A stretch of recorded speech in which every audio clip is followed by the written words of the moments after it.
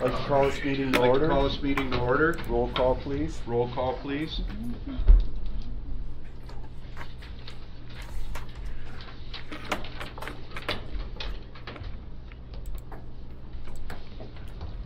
Mr. Morse?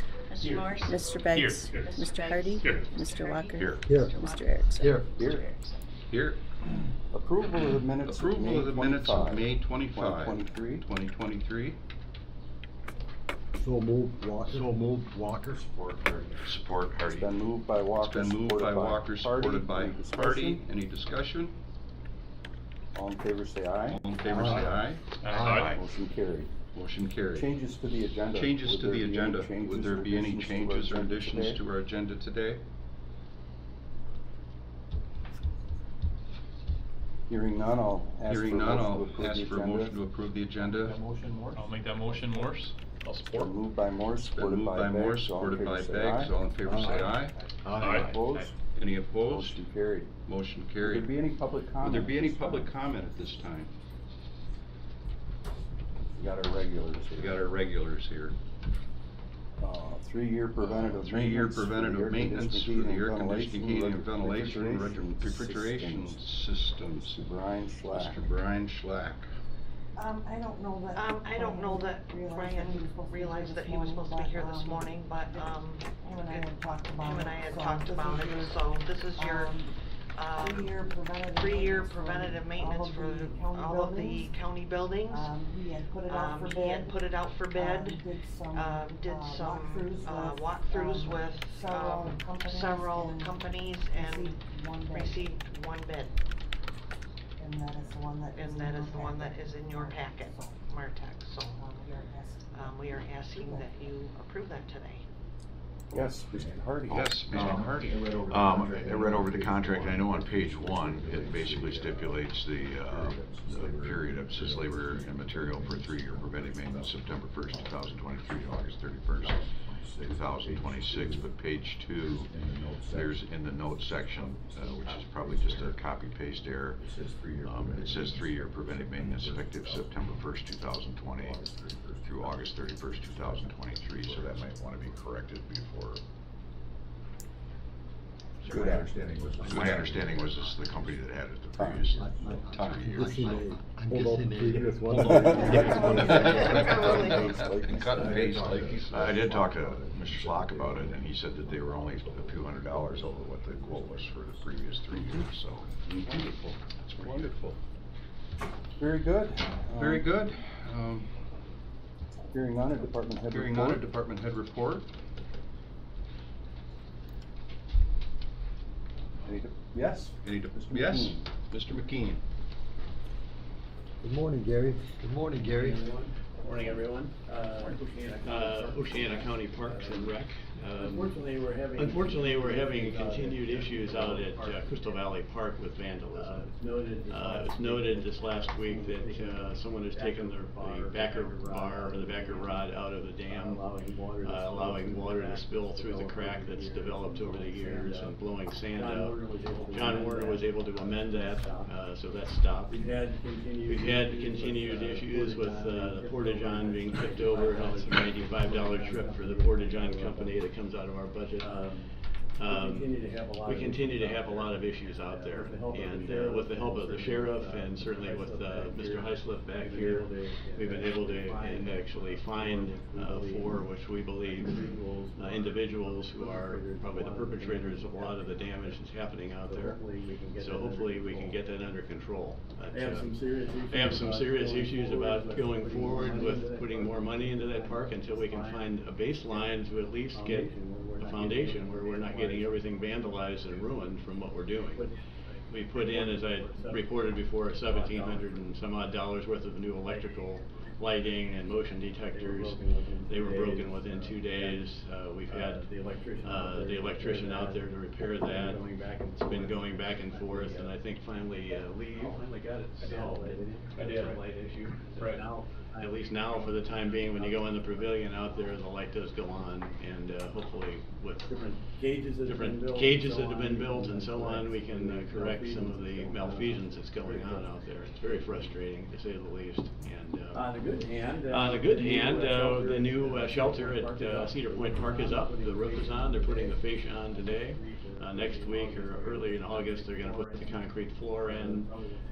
Probably within 2 weeks after that, they'll put in the, I like to call it the dance floor, but that's actually a patio out in front. It'll have 2 ADA grills, and then eventually we'll be able to fund through the sidewalk, which will be ADA accessible to the parking lot. So all that's been done through donations. There's been nothing used in the county budget out of that, out of the parks budget, so that's a good thing. So, that's the brief report today. May I, Mr. Thank you. Erickson? Yes, sir. Mr. Erickson? Mr. Yes, sir. McKean? Mr. McKean? Mr. McKean? Mr. McKean?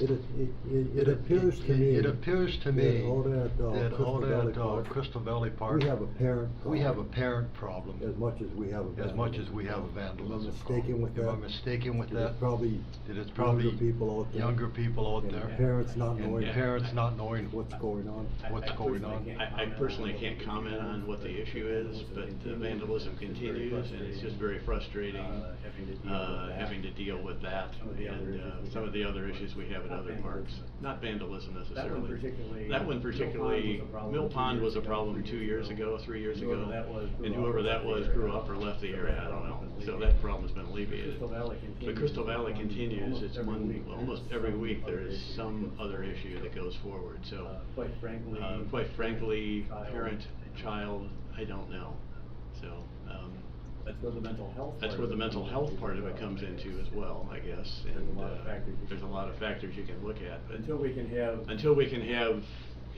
I go to Cedar Point. I go to Cedar Point Park fairly regularly in the summer just to walk the beach, just to help people understand that we have 122 feet of public park, and we ask them to stay within the signs of the public park. Because the neighbor to the north, as we've talked about, complains bitterly when they go on his property, and the sheriff doesn't have a deputy to go down there and ask him to do it, so I do it, and I do it very courteously and suggest that they follow what the law is.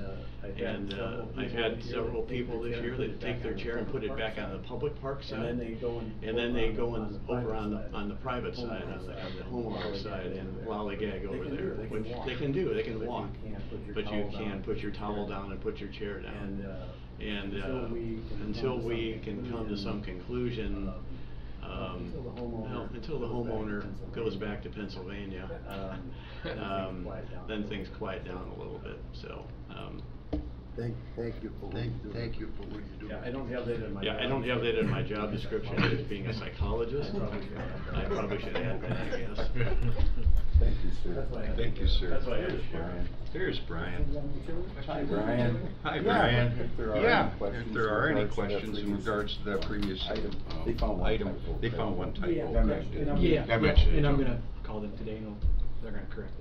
Yeah, but other than that. But other But it than was that. the only. But it was I think the we got only. it covered. Okay. Only one. Hi, Only Brian. one bid though. Yeah, only one bid. Yeah, only one bid, I, Showed people around, I showed showed them all people the around, stuff showed them and- all the stuff, and Show any they interest, I didn't guess. show any interest, called I them all guess. I called them all a couple days prior to the bid being done, at a time, so we ran out of time, and didn't have time to do it. And three different company, other companies besides them bid it. Perfect. Oh, very good, thank All right. you. Oh, very good, thank All right. you. Thanks, Brian. Yes, sir. Yes, sir. I neglected to talk, The Marshville Dam project. the Marshville Dam project is Yep. continuing along well. Yesterday, before the rain came, we had, actually a contractor pre-bid meeting at the site. We had 8 contractors that are considering bidding on this project. And they'll have their bids submitted to GEI Consulting and Windsor Dick and Conservation Resource Alliance by the middle of August. I think the 14th of August is when bids are due. So all the group was very energetic about the possibility of how this is gonna lay out. We really have good engineering behind it and good science. Mark Tonello from the DNR was not there, but we had all of the engineers and all of the scientists and so on, the streamologists that were there, and it was really good until it got a little stormy, so. So that's coming along well. So that's coming along well, and we expect fully to start that about April 15th of '24. Good. 2024. 2024. Thank you, sir. Thank you, sir. Would there be any other reports? Would there be any other reports? How's our jail today? How's our jail today? Are you dancing with my wife? Are you dancing with my wife? The jail's pretty good, we're at 61, so our population's getting there, you know, we're getting filled right up out of 66, so, progressing on with, some of the repairs we've spoken about previously, we're working in that direction, and, the jail's going pretty well. The, road patrol's busy, we made a conditional offer of employment to a young man who's in Grand Valley's Academy. This is Jeff Brown's last week. This is his first, so this is Monday of his last week, so he'll be done Sunday. So Jeff is retiring from us. He's been a really good deputy for a long time. And we'll miss Jeff.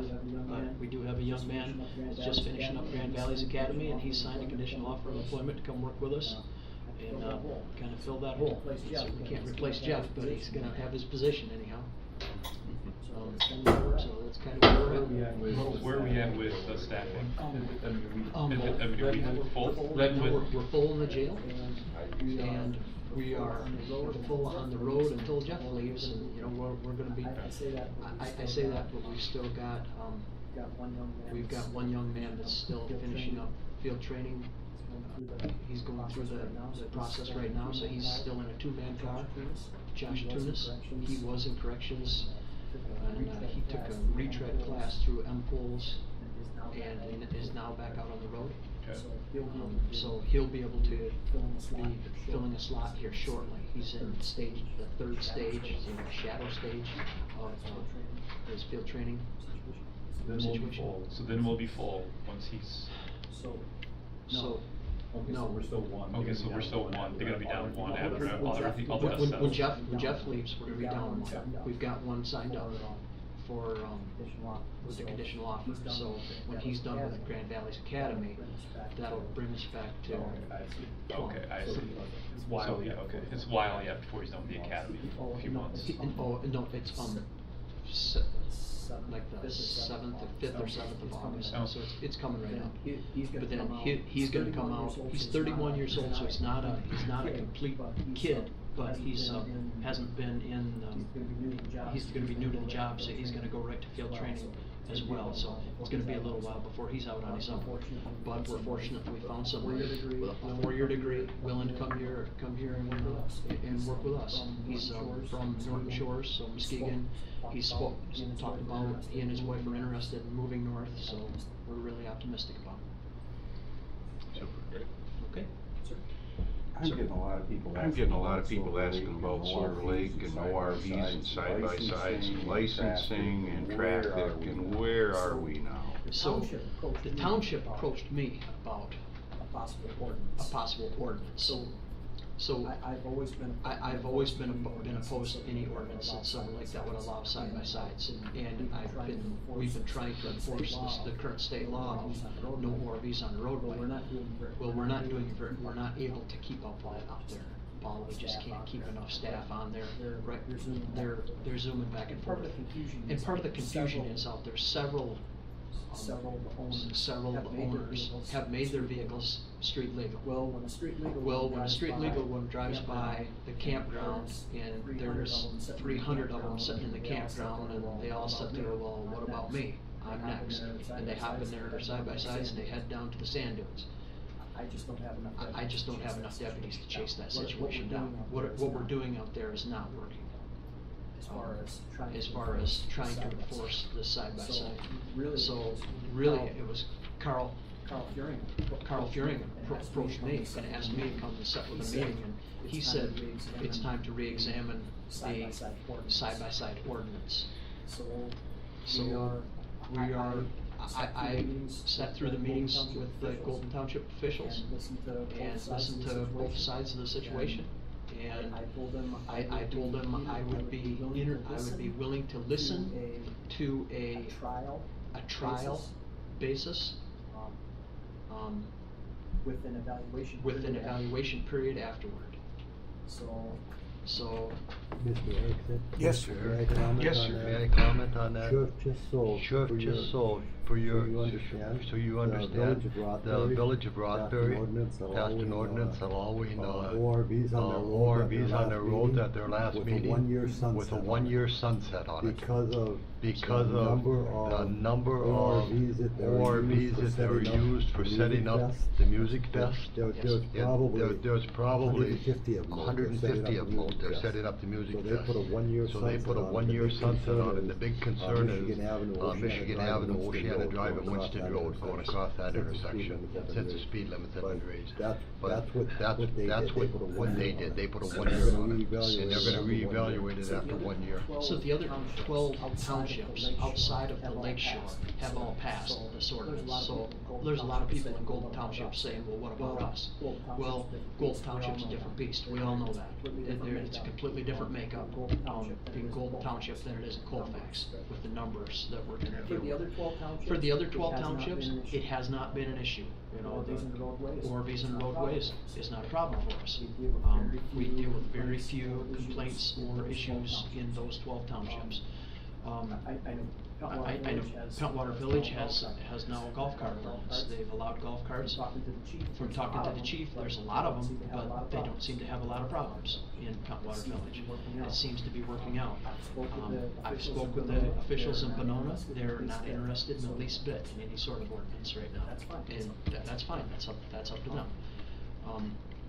Golden Township, there's a big. Golden Township, there's a big fat split. I don't know that. And I don't know that it's 50-50, it might be more 70-30.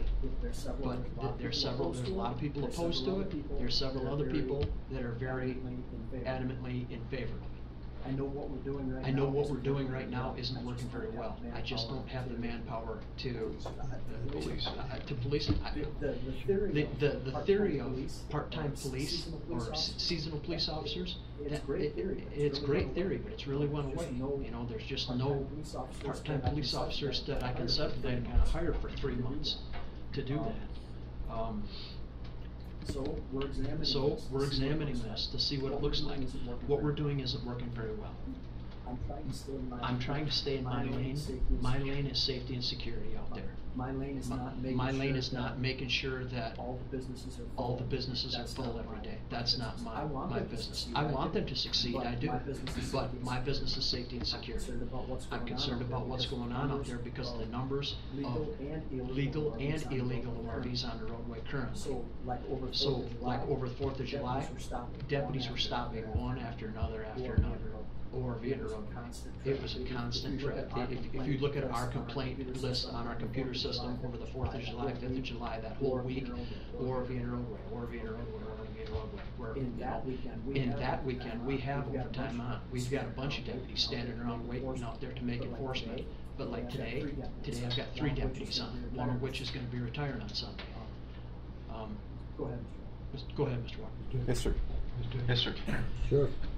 Sure. You've taken on a lot. Taken on a lot in your tenure. in your tenure. I can remember when we had the issue in Golden Township. I remember when the big issue was all of the parking with access to the dunes. And you were involved with parking lots being put in and the reservation system and everything, you know, at the state. It appears as though the Silver Lake and Golden Township area is evolving all the time. You know, you get from one and then there's something else that comes along and That's exactly right. Yep.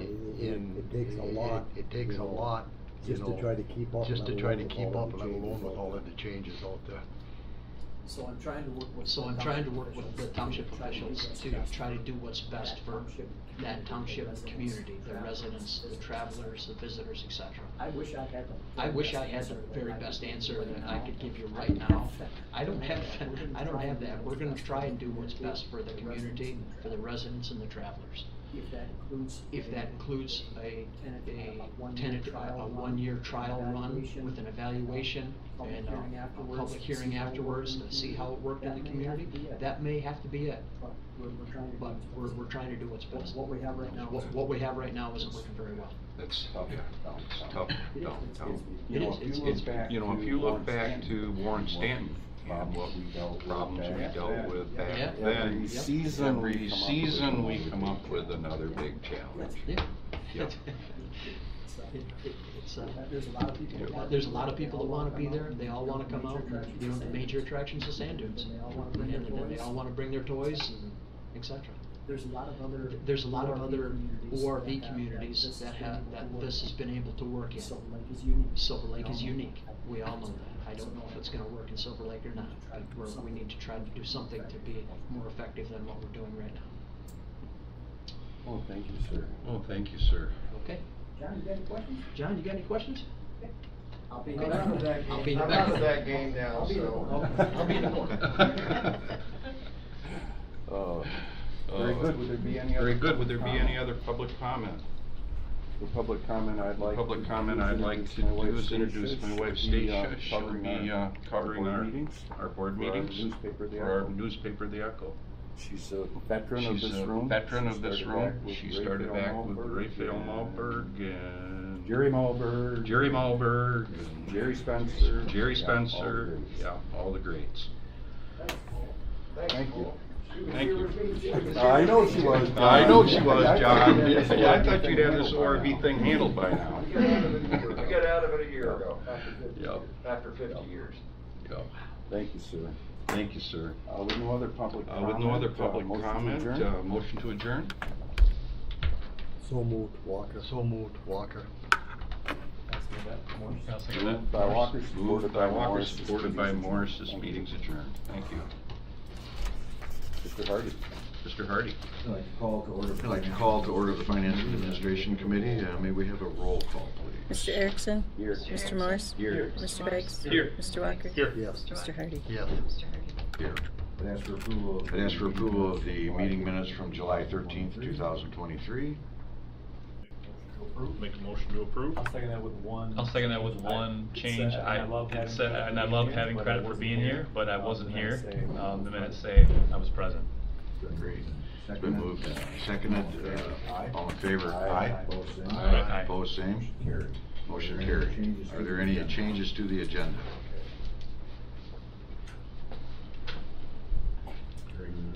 Hearing no changes to the agenda, I would ask for approval of the agenda. So moved, Walker. So moved, Walker. Support by Walker. Motion by Walker, support by Erickson, for approval of the agenda. All in favor? Aye. Aye. Opposed, same? Motion carried. Will there be any public comment? Will there be any public comment for Finance and Administration Committee at this time?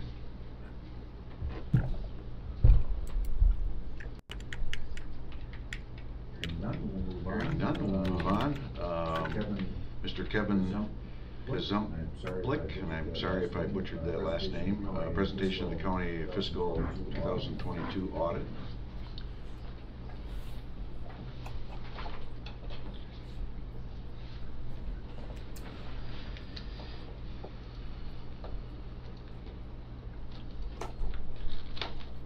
Kevin?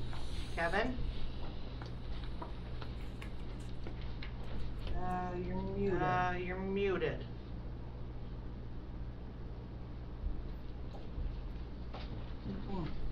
Hmm. We can't hear you, hold We on. can't hear you, hold on. I don't know if there's anything that has to do with this.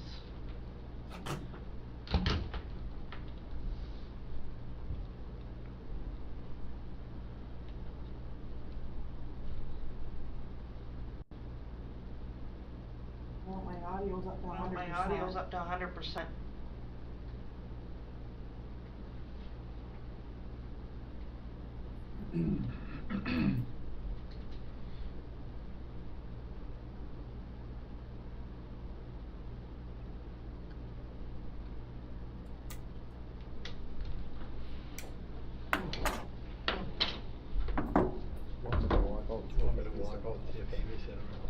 Maybe. Yeah, maybe it's. Thank you. Thank you. See a lot of Tracy's.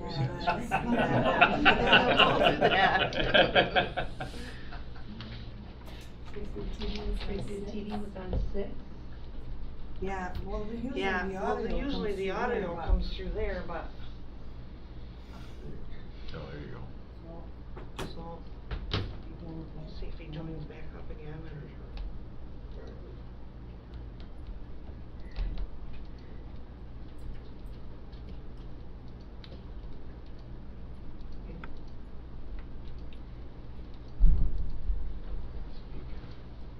Kevin. Hi, Kevin. Nope. Nope.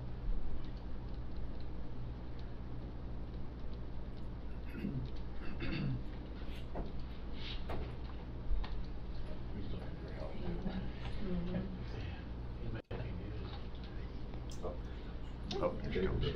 Save the day. Yeah, he's got muted No, right he's now, got but- muted right now, but I haven't been able to hear him. No. Well, see, Did you, something I missed on there, or is this, is it Zoom? yeah, did you set it up, or did you start it? Yeah.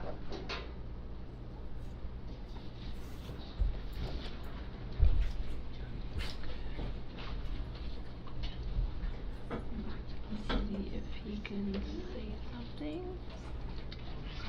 Testing. There we go. There we go. All right.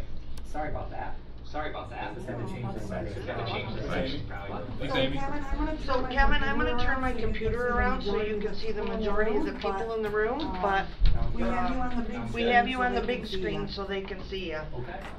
Okay.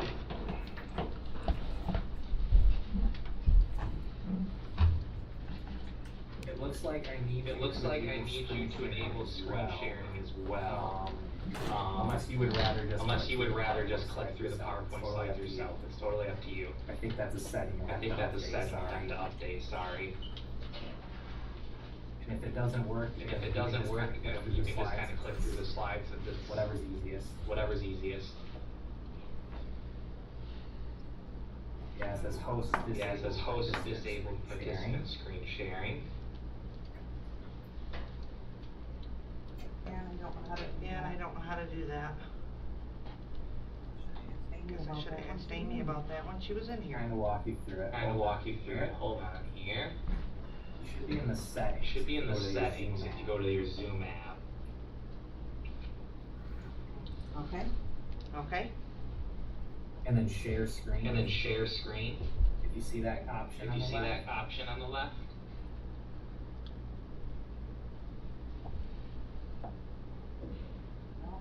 Maybe under general, maybe under general, where's the top, it's got meeting, maybe general. So I see general video, audio, and there's an option for share screen. And in that, if you select that, then you can enable participant screen sharing. But maybe you see something different on your end. Can you take care of this? If you don't see it, try general, maybe it's in there. Oh, that's funny.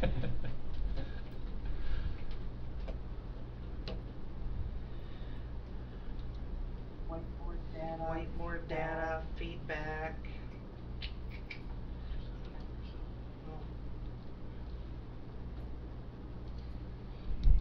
Yeah, we need Amy again. And if we can't figure it out, I don't know if you passed out the slides or not, but I can walk you through it that way. Yeah, they have them in their packets. Okay. We can just do that. If you don't mind. It's up to you. I can walk through it that way. Everybody good with that? Fine with me, yeah. Okay, they are good with that. Okay, they are good with that. So I'm turning you around again. I'm turning you around again.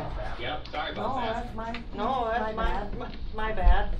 Alright, so my name, is Kevin Kozik, CPA audit manager over at Oceana County's financial statement audit. I believe you all have the PowerPoint slides that we're kind of walking through if you want to try and get to those or open those up. I'll keep it short and sweet for you all, but first and foremost, it was great working with the county and everyone else involved in the audit process. Thank you all for being flexible, scanning in documentation for us to perform the audit remotely. We greatly appreciate that. So if you do have those slides in front of you, I'm going to start off with slide number 1. This is also on page 1 of the audit report. It's arguably the most important section of the audit.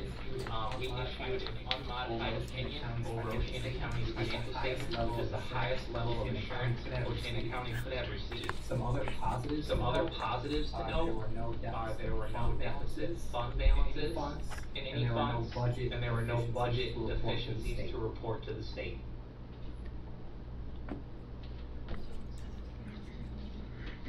And now I'm on the next slide, going over some financial highlights, which are on page 6 of the audit. The county's fund balance across all governmental funds at the end of 2022 was $10,033,017, an increase of roughly 1.2 million compared to the prior year. General fund ending fund balance was $6.059 million, an increase of roughly $472K. An unassigned fund balance of $5.2 million was approximately 40% of annualized expenditures and transfers out. Note that the GFOA recommends anywhere from 17 to 25%, so the county's ratio is well ahead of this. And if you are following along with the slides, see the next slide for a visual depiction of this ratio increasing from 2019 through 2021 with a minor dip in 2022. Kevin, you can try to share your Kevin, screen. you can try to share your screen. I think she got it changed. I think she got it changed. Okay, hold on, bear with me.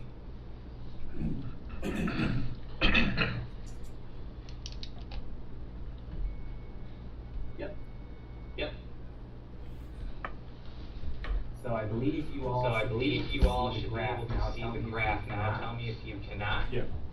Yeah. We can see it. Oh, we can see it. Okay. And I'm happy to go back if you need me to, but.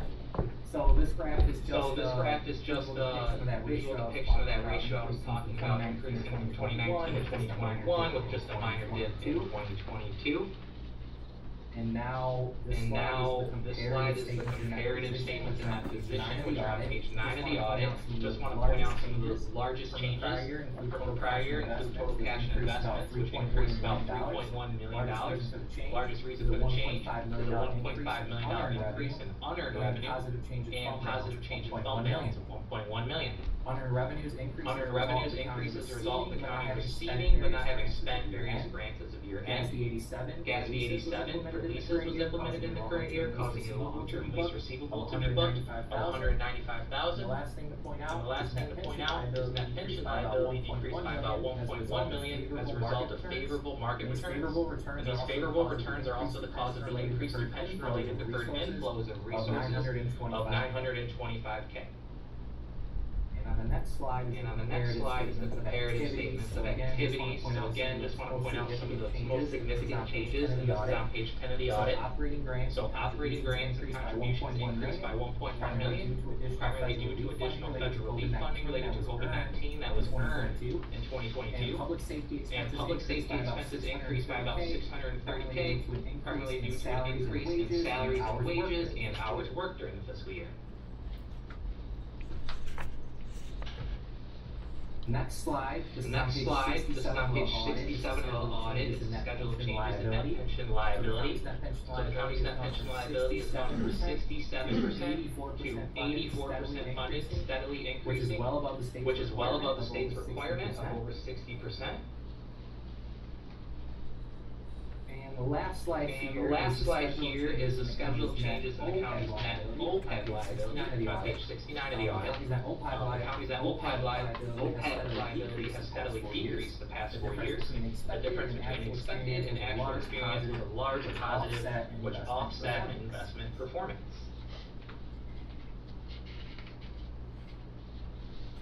So any questions for me?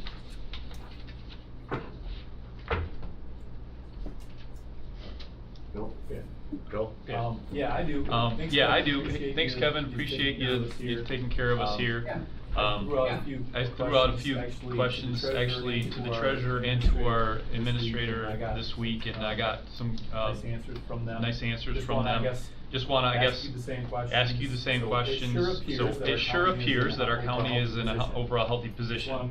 Just want to make sure that there's no liabilities, assets, unspent grant money that can make those numbers look deceiving. Like we're in a good position. Absolutely. Right? Absolutely. I mean, there is unspent grant money going forward that will only improve the county's position in future years once that money is spent. So the short answer to that question is yes.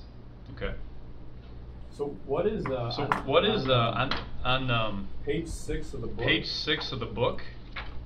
Okay. That you gave us, or that I presume that you gave Tracy to give to us. There's a long-term debt that increased by $879,000.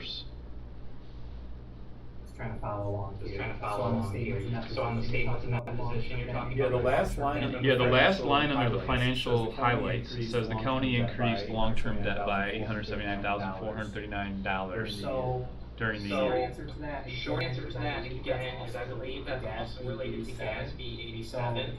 So the county has leases that they are in lease revenue, and they also have leases that are actually lease liabilities. So GASB 87 is a new accounting pronouncement that required them to increase long-term debt for any other lease liabilities a year after. So they weren't reported as long-term debt in previous years, even though they had these leases on the books.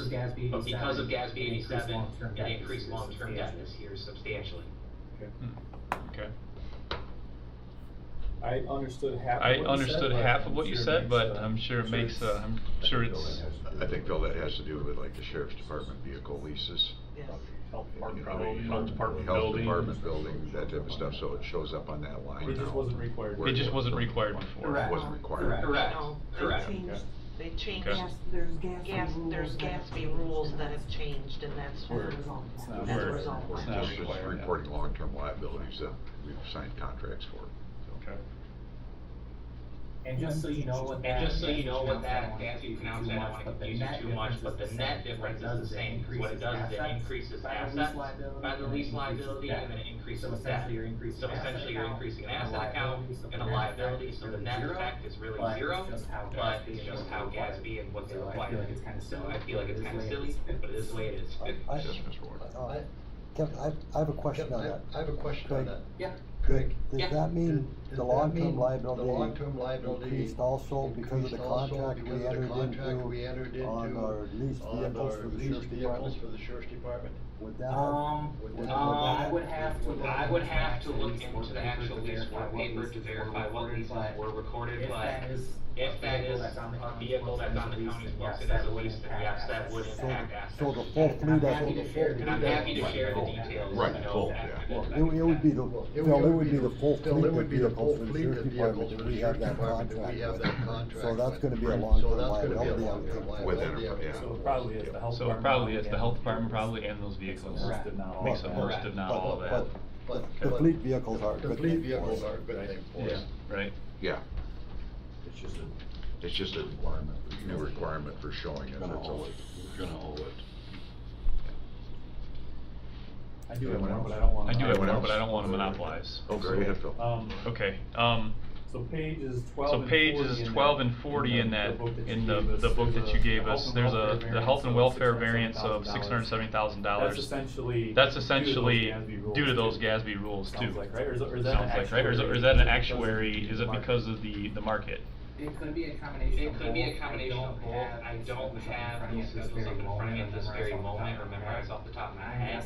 I'm guessing it's a combination of both, but I can look into that and provide the info in an email after this. For the health and welfare increase, you said? Yeah, it was under your note. Yeah, it was under your of, note 2 of, the notes to the financial the notes to the statements. financial statements. It was a couple things. It was a couple things, one was ARPA that you pointed out, and another one was the health and welfare under general fund.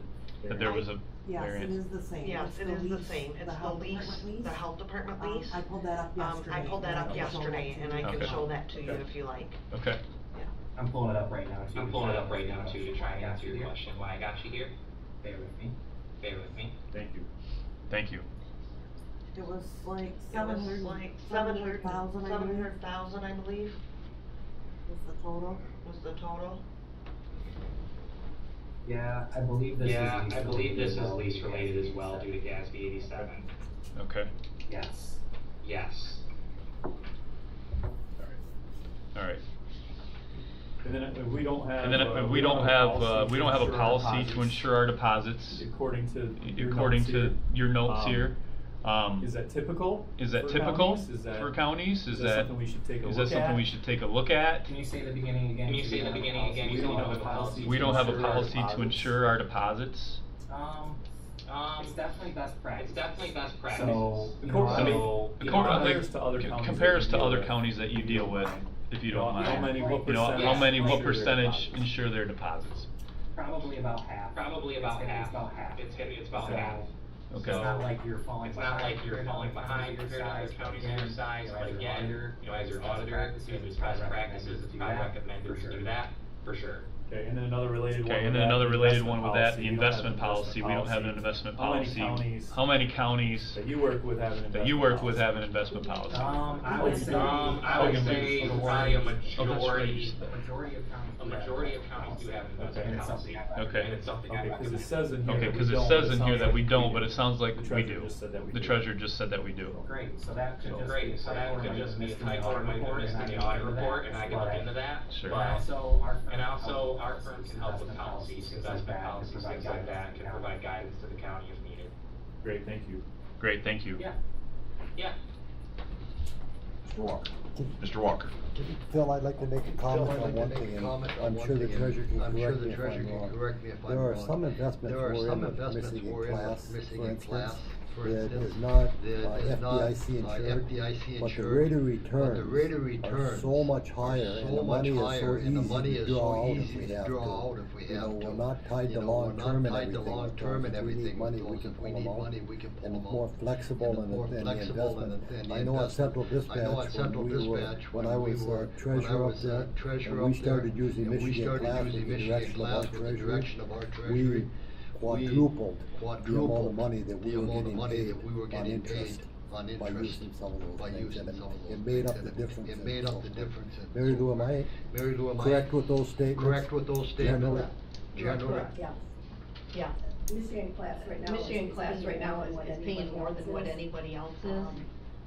One of our banks, the road commission is with one of our local banks, but they're playing ball with us and increase their rates accordingly because of the competition that Michigan class was giving them. So Michigan class is a pooled investment. If you compare it to a money market account that you have in the market, it consists of commercial paper, money market accounts. I mean, it's very well diversified and in multiple companies. And our investment policy states that I have to present to anybody I'm investing with. They have to review our investment policy, and they will invest our funds according to the investment policy. Feedback that I've gotten when I first came into office, we have a very solid investment policy. Thank you, Craig. Thank you. Anyone else? Anyone else? Phil looks like you maybe. Well, actually, I got it. From a staff member that just sent me an email this morning. I'm just gonna read it. We started a retiree health funding vehicle with MERS back when Sue Johnson was the administrator. She thinks there was over $600,000 in there, but I don't believe we ever made a distribution request from MERS to use these funds. RHFV is something that allows us to put aside money to pay for OPED. MERS has a form on their website for us to submit to request a distribution, but she doesn't think anybody has. Just curious what we should be doing with those funds, and if it is difficult to use them. Does that? I don't know a whole lot about. I don't know a whole lot about this, so I'm just more parroting. That would be a MERS question. Yeah.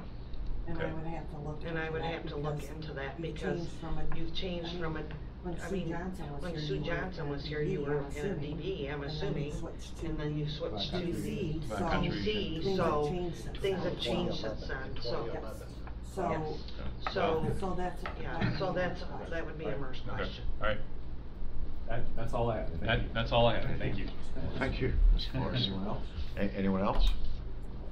All right. All right. Thank you, Kevin. We appreciate Thank you, it. Kevin. We appreciate it. Thank you. And I'll make sure that investment policy footnote gets changed in the next year's audit report. Thank you. Thank you. Thank you. Bye-bye. Yeah, bye-bye. Bye. All right. Moving on. Ms. Jennifer Martin, Brown and Brown, health insurance update. Yes, that's a lot to Yes, have that's to a follow lot with to an have audit to follow like with that. an audit like that. You told me too. You told me too, I should have Been a little more prepared. been a little more prepared. Or you guys, or maybe brought you guys some energy drinks. energy drinks. Where would you guys like me? Where would you guys like me? Right here? Yeah. Right here? Yep. Do you care if I move this a little bit and sit to go through this? Is that okay? Is that okay? All my papers. Just with all my papers? Okay. That is the microphone. That is the microphone, so. Don't get Well, too you close. slide it over. Well, you'd slide it over. Okay. Alright.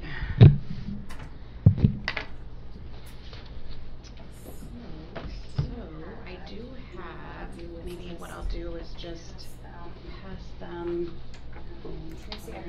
Tracy, I printed 7, but I used one of the agendas myself. So I might need you to look at the agenda all, because I wrote all over it. That's fine.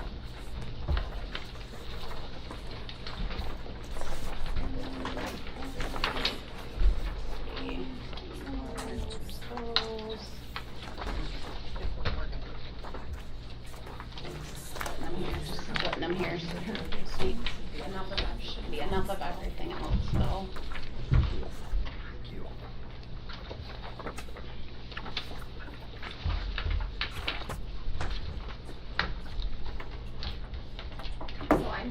So I'm Jennifer Martin with Brown and Brown. I haven't met most of you. Paul, I was looking at you earlier, and I thought you were a whole nother commissioner for a minute that I recognized, but you're not. I have adopted Gagger, and he's a Newego.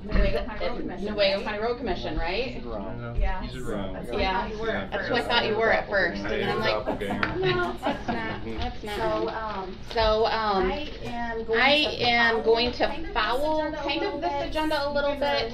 You guys are a little bit newer with my style, so I'll explain what I do. I try to put as much as I can down on what I call an agenda, simply because it helps make sure I cover all my bases. So it's kind of like all my thoughts pulled into one. I might skip around a little bit, so if I do, I apologize. This is kind of a running piece, so Tracy and I, and actually Jessica too, we have already went through a portion of this, and I kind of continuously change it as the year goes on for the renewal, just with topics that need to be addressed, or if it's the renewal, obviously, then I'm putting in some of the numbers and so forth. So kind of a high level piece. There's a whole lot of data behind this, but instead of giving you guys a whole bunch of paper, I'd rather do it this way. And then if you guys ever want some of that supporting data, Tracy most likely has it, but you can always come to me and ask too, because there is a lot of numbers that come into play when we're looking at this. And then two, I think, if I recall, you guys are a newer board too, and so if anybody does want to go into more of a deep dive on the benefits, I'm more than willing to come back and do that. So if you want to schedule some time with me, either collectively or individually, just to go through exactly what you guys are offering and get a good understanding of it, just let me know. It's just with the board meetings and the time, it's difficult to go through that detail, so I gotta keep it more high level, but just know that I'm available at any time to go through that. So good news. And this seems to always be, the first question when it comes to healthcare, considering it is such a big expense on your guys' budget, is what are we looking at for a renewal? You guys actually last year, thanks to Tracy, took the leap in going over to a self-funded plan. And so that's something that we've been evaluating to confirm that it's continuously making sense. That first year is always a little bit tough, just because you don't have any of that data. You're kind of going in blindfolded with it. So we continue to watch those claims. We're sending them over on a weekly basis, and we have a spreadsheet on our end as well. And so what I did though is I looked at the kind of the entire picture of, okay, if you guys would have stayed with your ERS, which is fully insured plan, versus going to ASC, which is self-funded, what would that have looked like today with the claims that have come in? And so that first gray box there, that is going to be if you were to stay fully insured, which is just a funding mechanism. So it doesn't change the coverage for the employees whatsoever. It's just a way of determining what is the best fit for the overall bottom dollar. So if we okay? would have stayed So if we fully would have insured, stayed which fully insured, which historically, historically, I think that's how you guys have always we would have been, seen about a we would have seen 17.29% about a 17.29% Now, increase. Blues was Now, only giving you Blues guys, was I only think it was giving you like a guys, I 2 think or it was like a 2 or a 3% 3% But if we increase. would have introduced But if we the would have 250 introduced the deductible 250 plan like we did deductible last plan year like we did last year, and we had 33 the members 33 go members into go that into that 250, 250, and we priced this out, that's what we'd be looking at. So if we had members where they're at today, and the difference obviously in the HSA funding, because you guys seen that go down from about, I think it was 60,000 to about 11,000, if I recall the numbers off the top of my head. So that was a decrease. But we still would have been seeing about a 17.9% increase overall. Looking to the far right, when I look at the numbers, starting at that 1.3 million again, which is that fixed premium you guys were coming in with. And looking at where we're at today, we've got 29 weeks of claims, so utilization, which you guys are seeing those dollars, they're big. So that can be scary. So it's nice to kind of see this data as a comparison to just have that peace of mind that it is creating savings. When I annualize those out, if we were to continue the remainder of the months, the way the beginning of the year has went, we would be falling at $1,242,000 in spend. And so when I compare that against your ERS renewal, we'd be looking at about almost $140,000 in savings, which is about 11%. So it's performing very well. With that being said, it's obviously we have more months to go, and a lot can happen in the remainder of the year. The good news is those that we have already have one hit stop loss. So we're gonna start seeing some of those heavier expenses kind of start to fall off because of that stop loss kicking in. And so we'll probably have a couple more hit that stop loss. When I was looking at the claims, we have a couple that are close to it, and those are going to be those that, you know, just have some unfortunate medical conditions that we expect in a group this size. And so it's running on target, which is good news. Can you tell me what a stop loss is? So stop loss, when you look at a self-funded plan, you always want to buy stop loss insurance, because otherwise you're paying claims in full indefinitely. So if you have, let's say, $1 million claim, you don't want to be on the hook for $1 million claim. So it's kind of a catastrophic insurance in a way. So it stops your payment at your guys' stop loss is at 100,000. So at 100,000 in claims, that's when the insurance now kicks in and starts paying. So when we're evaluating, and that's a good question, because it's important, that component, when we're looking at a comparison to the fully insured side. Because a fully insured side, you don't have that, you just pay a fixed premium, no matter what your utilization is. So you could have millions and millions of dollars of claims coming in, and your premium doesn't change. However, where it does change is in your renewals. And so the next year, that's where you're gonna pay for it, because you've had X amount of claims, so they're gonna increase your rate. So that's typically when you're gonna see a 20, sometimes a 30% increase as a result of that. And you guys pay for that insurance, the stop loss insurance, or do we pay for it through you, or do we have a separate bill? So you guys pay for that directly through Blue Cross. So that is built in with Blue Cross. And these fees right here, is that 1.2? Yep, that's all collectively in there. Yep. With that being said, there are some just key points that I wanted to put down here too, just some positives that came along with this change. As a result of that savings, we were able to create a little bit more of a better a la carte plan for the employees to choose from. My goal always when I come in is trying to find a balance of plans, because it's never a one size fits all. Everybody's family is different at their stage of life, and so some maybe want more money in their paycheck and would rather have a super high deductible. Others, they have a need for the plan, and they would rather pay more for the plan and have better coverage. And so it's nice to be able to kind of find that balance. And then we've got the HSA too, a health savings account, which is a wonderful plan, but it's not always a fit for everybody. Biggest reason is because with an HSA, the employee, they have really no coverage until that deductible's been satisfied.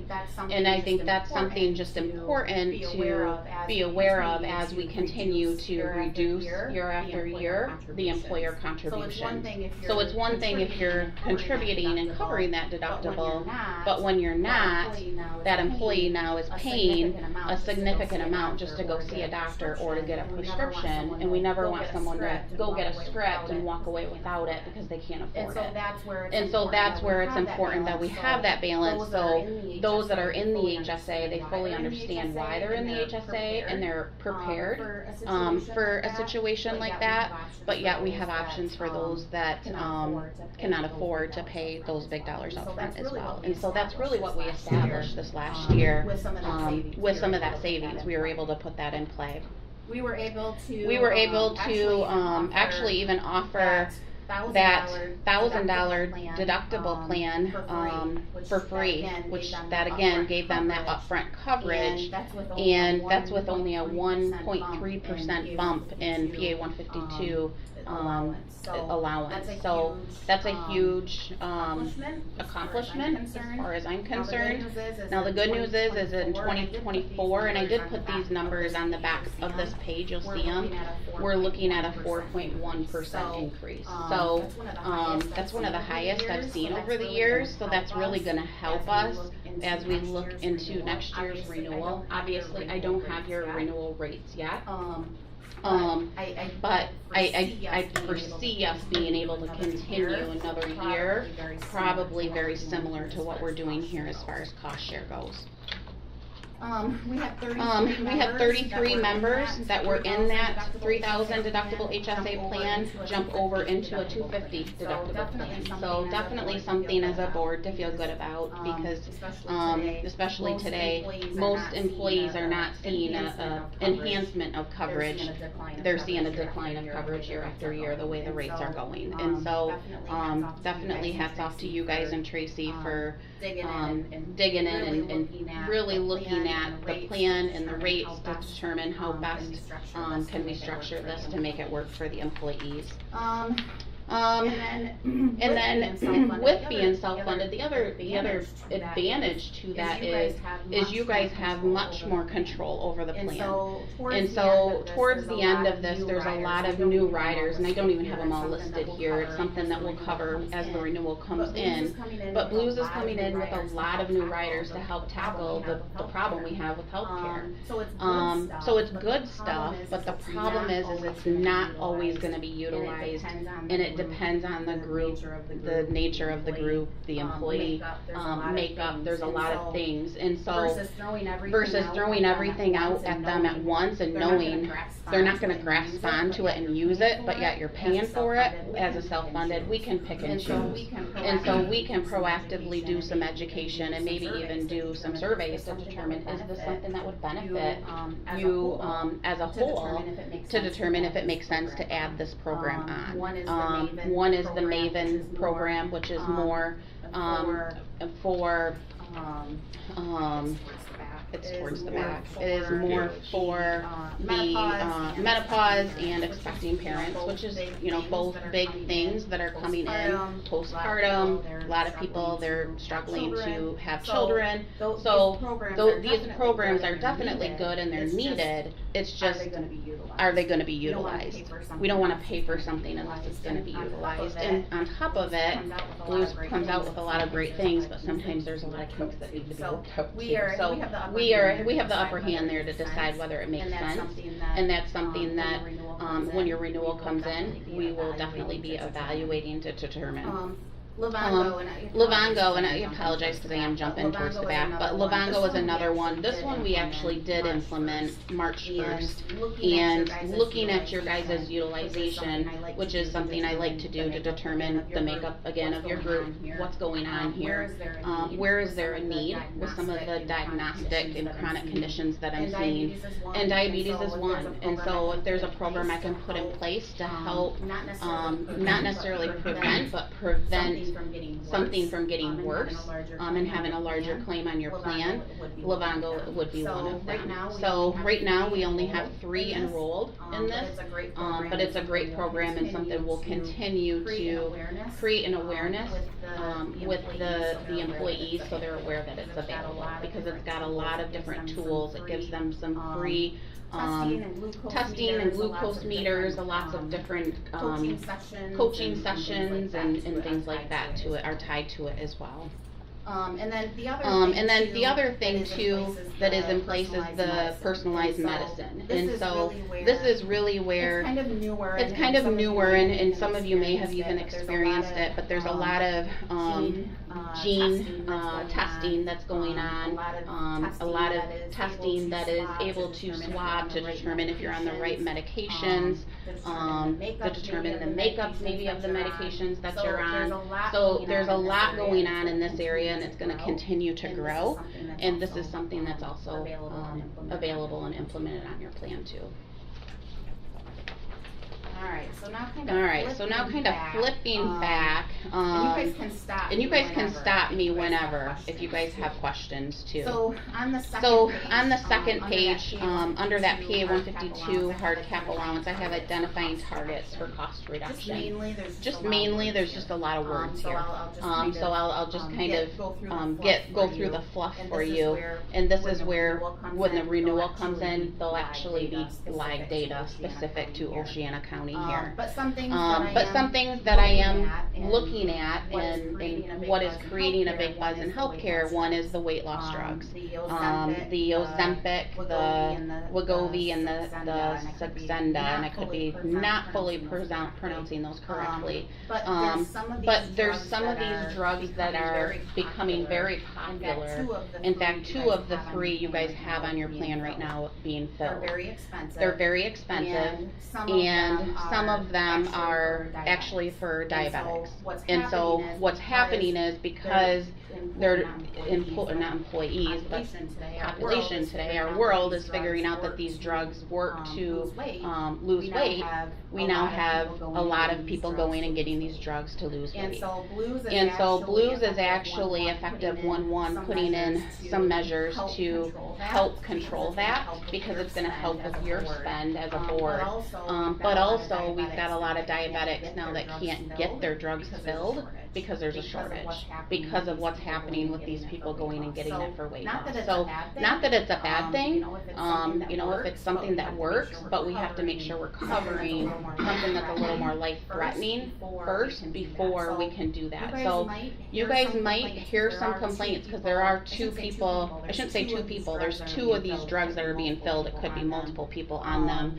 Where it might be a little bit more difficult after the first of the year for them to get it, because they are going to have to go through an authorization process moving forward, where today it's a little bit easier, lax for them to get it. So those are just a couple of things that we're looking at. Blues is actually really come to the table with managing the prescriptions differently and having the rebates now in place and taking advantage of Pillar, which years ago they didn't. In fact, Tracy and I working together at Claire, years ago, we put in place a drug carve-out program. And a true believer in the drug carve-outs, it creates a savings, and we can look internationally, have drugs shipped in. And I could speak all day long to this. However, and I know Tracy's been pushing me, saying, what can we do, what can we do? The reason I've been a little more resistant, though, is because it is getting a lot of attention from the physicians and from the PBMs, the pharmacy benefit managers. There's a lot of different people looking at this and creating lawsuits. So AbbVie, AbbVie is be one you could research. They're in a lawsuit right now.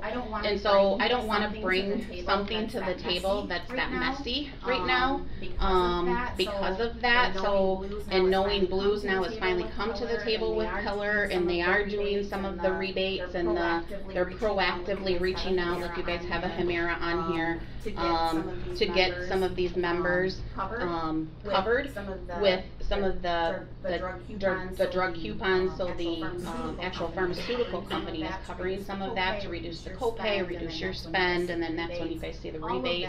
All of that's now happening. The only thing that's not happening is that international piece, and that's the piece that's getting a lot of attention. And so, you know, as that dies down, or if it dies down and it fixes itself to where it makes sense, then definitely, but right now I just don't think it makes sense to do that. And I'll share, Tracy, some of the links with you, and if you want to share them with the board, it's pretty interesting to read what's going on. At least for me, maybe because it's my world, but there's definitely a lot out there, so I'll get those over to you. Let's see. So health savings account, there are the new contribution limits in here if you need to know what those are. I did mention you guys are reducing that HSA for your union contracts. The employer contribution, we're reducing that from 40% to 20%, so that's something we'll be taking in as we review your renewal. And then also more long-term, keeping in mind too, we're taking that to 0% in 2025. So when that happens, I want to make sure we've got plans and a strategy in place, so we don't have upset employees as a result. So I want to make sure there's some sort of alternative that they can jump to, or you know, have it priced appropriately at least, so when it goes down to that 0%. So maybe it's looking at the deductible shift or so forth. And two, also looking at, there's a preventative prescription rider. That's something I'm looking at this year, where those that are on the HSA, if they're on any preventative prescriptions, they can get those covered in advance to the deductible. So that's a rider I'll be looking at too, that might make sense. One thing that Tracy and I are looking at is the administration. So for the HSA right now, you guys have employees that just use their own bank. So it could be varying banks across the board, and I'd like to try to streamline that to more an HSA vendor. Health Equity is one. There's a couple of them that we're looking at. And that will give the employees access to a lot more tools to manage their HSA. They can actually even pay bills directly out of that account. So there's a lot of things they can do, and I think it will help administratively, because you guys have one account you're putting dollars into versus I don't know how many you guys have. So that should help a little bit. Nothing really to report at the moment on the group dental, vision, and life. So other than it is something we're going to look at. Last year we looked at this as well, but we kind of tabled it because we were making such big changes already on the medical. And so there were some savings that came in on all three lines. Delta, actually, we were able to reduce the rate with the change, so I negotiated a 6% savings just last year, and we didn't even make a change, so we were able to reduce those rates a little bit. But MetLife did come to the table, saving about 19%, so we're going to revisit that quote again, because they actually entertained in the quote was adding an additional $500 to the annual maximum. So right now the employees, they have 1,000 annual maximum of a benefit in their dental, and with MetLife they'll take it to 1,500 if we roll out their legal program, which is kind of like a LifeLock type thing. Doesn't cost the board anything, it's voluntary to the employees, and it's pretty cheap. They don't have to take it. We would just need, I think it's two enrolled to be able to get that bump in 500. So something again we'll talk about and explore, because you know, if we can get another $500 in a dental benefit for the employees, I think it makes sense. And then Vision IMED was another one that came to the table. There was about an $1,800 savings, so we'll look at that as well. Which IMED, MetLife, they're both great carriers. Delta, VSP, they're both great carriers as well. Right now it's a matter of just making sure we have the right rate, the best rate, and the best coverage with the plan. And then the standard life, looking at that as well, just to make sure that we've got the best rate for the life coverage. And then you guys self-insure your short-term disability, and I don't know, we'll have to discuss if you guys ever talked about long-term disability or not.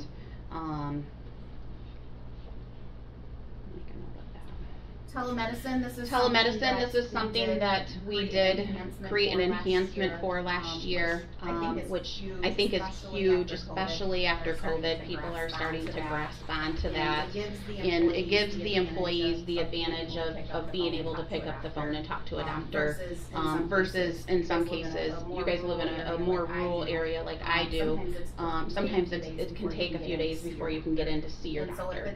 And so if it's something simple, you know what you need, or you just need to talk to a doctor to get the prescription filled. There's a lot of reasons telemedicine works.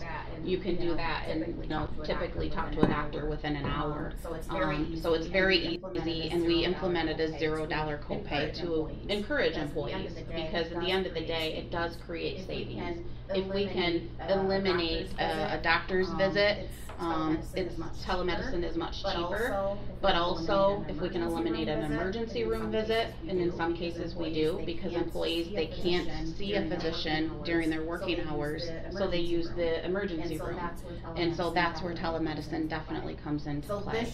So this year I really would like to try to enhance the education going out to remind them of this, to really get the employees using it more. And it does have some behavioral health benefits tied to it too, and that's one area that I see strongly on your utilization, on the conditions, is we do need some help here. And so that's one area I'd like to push even more, because you guys have a lot of resources that you're giving to the employees, but they're not using them all. And so I need to do a better job with the education and rolling it out, and it needs to be done throughout the year, not just at open enrollment. And so that's one of my goals. The sheriff's department, and it's really all across. My husband works at Mecosta County, and so I can speak to it, but mental health, we need help in the sheriff's department. And whether it's they're afraid or they're not, I shouldn't say afraid with an officer, but they don't want to use it, and so it's kind of getting rid of that stigma. And so that's an area I'd like to go directly in there and roll some of these things out to make them aware of it, because they can speak to a counselor right in their car, in that privacy, without having to see anybody, and sometimes that's the case that they want. And so it's just letting them know and creating that awareness of what's available. They see a lot. So they definitely deserve to have those services, and we want them to use them. Underneath the voluntary benefits, so this is one thing that when I came in I noticed you guys really don't have much voluntary benefits being offered at all. So this is an area I would like to create some enhancements. Voluntary is something that doesn't cost you guys as a board anything, but it gives the employees individually to decide what's best for them to pick up maybe some additional benefit, and then it's payroll deducted. Some are pre-tax, some are post-tax, depends on the benefit. One that I would like to roll out, this Clever Health at the very top. This one actually is free to you, free to the employee, and it simply offers discounts on the prescriptions, and it's huge for those, especially in the HSA. So that's one that I want to roll out, and we'll include in your employee booklet. I don't know if you guys know Good. I don't know if you guys know GoodRx. That's another one that would be similar to that. Both of them are great programs, and it's, again, employees just, they don't know about these, and so we want to create that awareness, because if they can see a savings on their prescription, they have the right tools in front of them. The three through Boston Mutual would be whole life, critical illness, and accident coverage. Those next three. Historically, I've always put in place more a term life, or like a variable term life policy for voluntary. And Boston Mutual actually has what's called a whole life policy, which some of you may be familiar. It's not a typical voluntary benefit you buy through your employer, so it's kind of exciting that I'm seeing this, and employees can buy this for as little as $2 per paycheck. And so they can lock themselves in, guaranteed issue, even if they have cancer or a medical condition, they can get guaranteed issue, a benefit for as little as $2, and then every single year, they can actually add more to that. So they can only afford $2, get locked in now, because it's only a one-time guaranteed issue, and every year they can add on, as they can afford it, without having to go through those medical questions. So that's pretty significant, and it does have a long-term care rider benefit on that as well. And what else is unique with Boston Mutual is they price it at the issued age, where most plans are priced where they're gonna go up every 5 years, like an age band, and sometimes they have a reduction of benefit, and so this is not like that. And then it pays out, if you're still alive at age 95, it pays out. So again, a little bit different. The endowment term is a little bit different on a whole life versus maybe it's a 10-year term, or a 20-year term. So this is an exciting benefit for me. And age 99 should actually be 95 on here. I just noticed that. Pays out at 95. And it is portable. So you're allowing the employee to pick up some additional life coverage from what you already offered them should they need it, and it allows them to have coverage should they leave employment, where the group coverage you offer them, that would go away. So it allows them to continue to have at least some sort of a policy, and then they just pay for that directly. It gets billed directly at home if they were to leave employment. Critical illness. This is going to cover like your cancer, any chronic type conditions. Instead of a cancer policy, it covers more a broader scope of things. And what I like about this one is it actually has a reoccurrence benefit, where most do not. So most of them, once you claim a benefit, you can't get that coverage again if you had a reoccurrence, where with Boston Mutual you can, unless it's skin cancer. So that's the only one that's got a lifetime max, and it's only $300. But all others have that there. And then the accident, what I like about accident is, and critical illness, is it helps those two plans really help fill that deductible. So it's a way for them to, okay, I have $1,000 deductible, it's a free plan, but I can maybe buy an accident plan because I know I have an accident-prone family, and if something were to happen, I have a broken leg or whatever, and I go to ER, I can use those dollars to help offset that $1,000 deductible. And so both critical illness and accident are great programs to help offset that, and it just depends for the employee what their need is. They don't have to buy any of these. They can buy one, they can buy all three. It's their choice, and this is something that between myself and probably two others, we'll sit down with the employees to evaluate what their need is. Versus, years ago at Aflac at one point, they really kind of pushed these, and that's not the case. It's depending upon what you need for your specific family and what you can afford and what makes the most sense. And then the last one is that MetLife Legal, and that's more just trying to get that a bump in the 500. And so we'll just see if there's any interest there for that as well. Lastly, we are looking at evaluating also the vendors that manage the COBRA, your flexible spending account, and then, like I mentioned before, your HSA. And so one thing that I found coming in is that you guys are actually paying, I had it broken out and I took it off, but you guys are paying about $2,500 more than you should be for your FSA. Specifically, it was, and it's because you only have 9 enrolled, and so I think, wasn't it like a $250 minimum? It's something I've never seen before. It's crazy what you're paying for that. So, just trying to clean that up and have it still managed, but managed at a more affordable rate. And so that's where, again, maybe even pulling all 3 with one vendor might help, because Health Equity they do the FSA too, so I'm looking at that. I've got the full breakdown for you too, Tracy. Okay, great. And I think that's really all I have for you guys today. Any questions that you guys have for me? Tracy, anything that I missed that we've talked about? I do. So my one consideration with this program. consideration I love with it. I this love program. I self- love it. think I love self, I why think it's, pay for certain, why pay coverage for that certain, coverage that you don't love that use.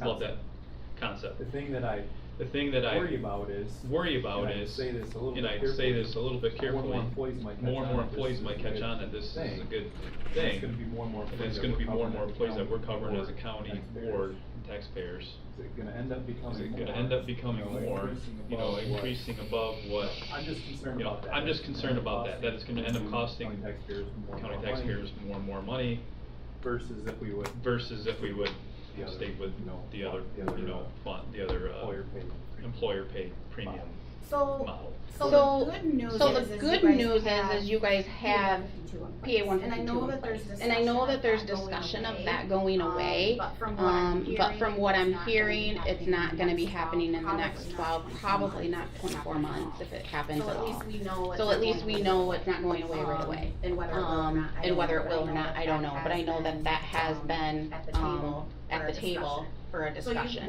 So with that though, right now, you guys have that safety net to where they're paying, a big chunk of that premium to help offset it. Now, we do have two free plans, but it's falling underneath that cap. So at least you know you've got the max that you're paying. And there's a top to it. Which is that hard cap on page 2. So for single, 2-person and family. Now, if that goes away, then I think the concern is even more real, because now what does that look like, and what are you trying to negotiate for cost share? And so if we're kind of back to where we were at, 15 years ago. But right now, at least we have that cap in place to kind of control that spend to where, 250 was, we certainly can't go below that unless we continue to fall below rates, to where they're at now, but if anything, I see the deductible going higher from here. I think we'll be able to hold it another year, but we certainly wouldn't be reaching it anymore, let's put it that way.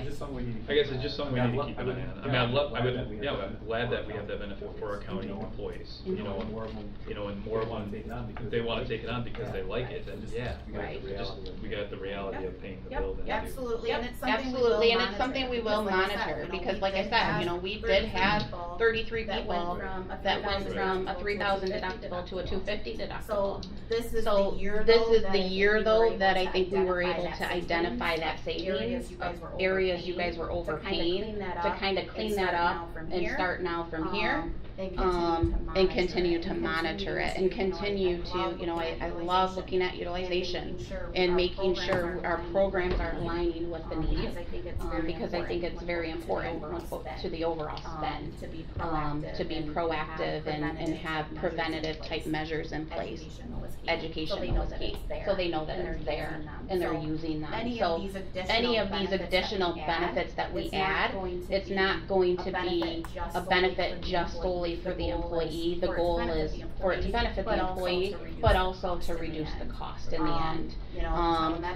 Telemedicine, if we're gonna create a cost, we wanna make sure in the end, the utilization is covering that cost. And so that's the piece, that's my job to evaluate year after year to make sure that it is covering it. And so if I don't have enough participation in the telemedicine as an example, well, for the next 12 years, that's my goal, because I wanna get that to be covered. In a couple of years, if we still don't have utilization, then, maybe it makes sense we take this away because they're not using it. So those are the things that we'll continue to evaluate. That's all. I think one other thing too, and when you guys look at like between Delta Dental and MetLife, do you have a way of comparing what dental offices take those insurances? We do. So there's something that's called a disruption report. So we will run it between the carriers. We did run it last year. I'll have it ran again, and then I can see it, because what I'll do is I'll be able to see exactly all the dentists that right now are being utilized, position it against MetLife to identify, is there any that are going to be cut out, and if so, is it 1 or is it 10 to where, okay, this doesn't make sense.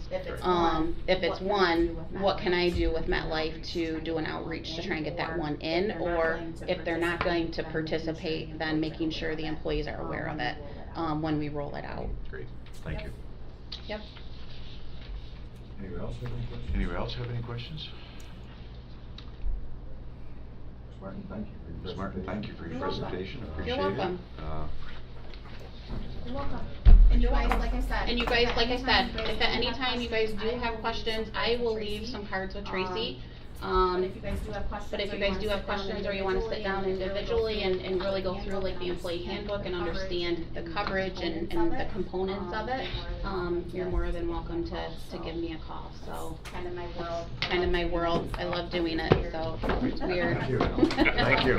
You're welcome.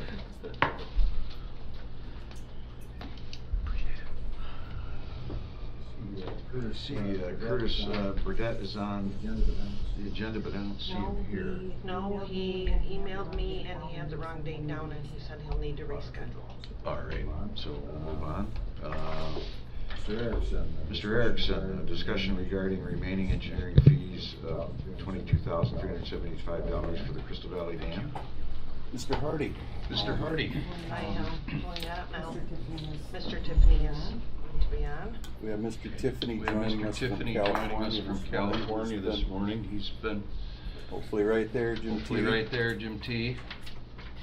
Can you hear us? Can you hear us?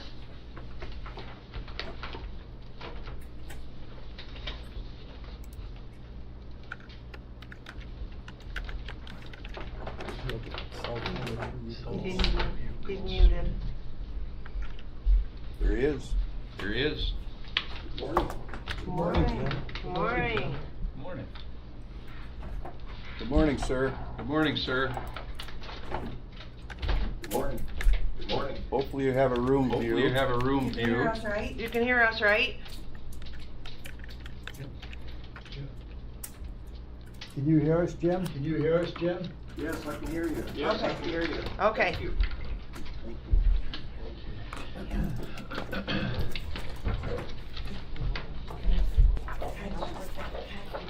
Jim, I had presented our board the packet that we prepared with your with dam your visit, engineering for the engineering studies, do the to repairs necessary do the repairs to the Crystal necessary to the Valley Dam. Crystal And Valley Dam, and you know, we had looked at the previous Spicer report on the dam, and we discussed the differences in those reports. Could you explain to our board your method and how you feel that we'll be able to repair this dam adequately with your method? Sure, absolutely. Has everyone had a chance to read the proposal? Yep. Yes.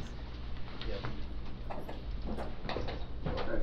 So I think it's pretty self-explanatory. You know, when you drive a vehicle, you obviously have to keep the oil changed, filters changed, keep everything maintained. It's no different for a day out. It's important for safety reasons to pay attention to your dam and maintain it as time goes on. And the Eagle in their latest inspection pointed out some things that they would like to see addressed. Some of the items are more significant than others. So they'll require more diligence and more investigation and so forth. Some of the most critical items are to address the issues relative to the spillway, and that's obviously something that really needs to be paid attention to. I think the other items are a little bit more on the routine maintenance scale of things, and preventative types of things, trees on the embankment, erosion, and animal burrows, and so forth. So basically, it's just a matter of doing the field work to investigate the underlying issues that are out there, and preparing a plan to address those, submitting that to the state, sure we get there by our approach to things, and then moving forward to design for any repairs or remediation or preventative maintenance that needs to be taken care of. That's kind of it in a nutshell. Maybe you might have some specific questions for me. Mr. Walker. Mr. Walker. Good morning, Jim. Good morning, Jim. Jim, it seems like every time there's an involvement with Eagle, there's difficulties getting them to work with the local unit of government. Do you think with the plan that you have and the engineering that on the Crystal Dam, that we'll be able to get approval from Eagle to move forward with this, or is it? What's your thoughts? Are you very confident with them? Do you know the people from Eagle? Have you worked with them before? Oh, absolutely. I've worked with the Eagle almost continuously, various dam safety engineers and so forth through my work. Probably about 95% of my work is with dams in Michigan, so I'm very familiar with working with them and how they operate. And I don't have any concerns about working with them on this project. And working with the Eagle, sometimes there's a bit of back and forth and negotiation, but that's certainly something that I'm familiar with. And I think what's important for them is to see the county moving forward and paying attention and being proactive. I think that's their main interest for dam safety. Just making sure that the county is being diligent to address the issues that are critical. Thank you. Jim, you had also looked at the problem that we have today, the sand bubbling. Your thoughts on that? So obviously when I was out there, it was winter, and kind of a reconnaissance level survey of the dam and so forth. I would say that's probably my primary concern, and probably one of the first things that I would do is to be out there and get really familiar with what's going on there and try to assess just exactly what's happening, the cause of that. And I would say that would be the number one thing that I think should be addressed, evaluated, to determine if how serious the issue is. And then what we're hoping for is that projected cost for this entire project. Do you have a ballpark number in mind? The high number? At this point, it's just a guess. We don't even have conceptual plans and so forth. I'm a little hesitant to put a number out there, but I think safely 150,000 would be a lot. Certainly. And with that, our local contractors, our people we have available to utilize in this, with all the soil erosion that we've done on Lake Michigan with a couple of our local contractors, this is well within the scope that we would be able to find those people here locally to help us get this job done. Absolutely. I think for the most part, certainly local contractors can handle majority of the work. There might be something specialized relative to the sand coming out of the joint, the spillway apron.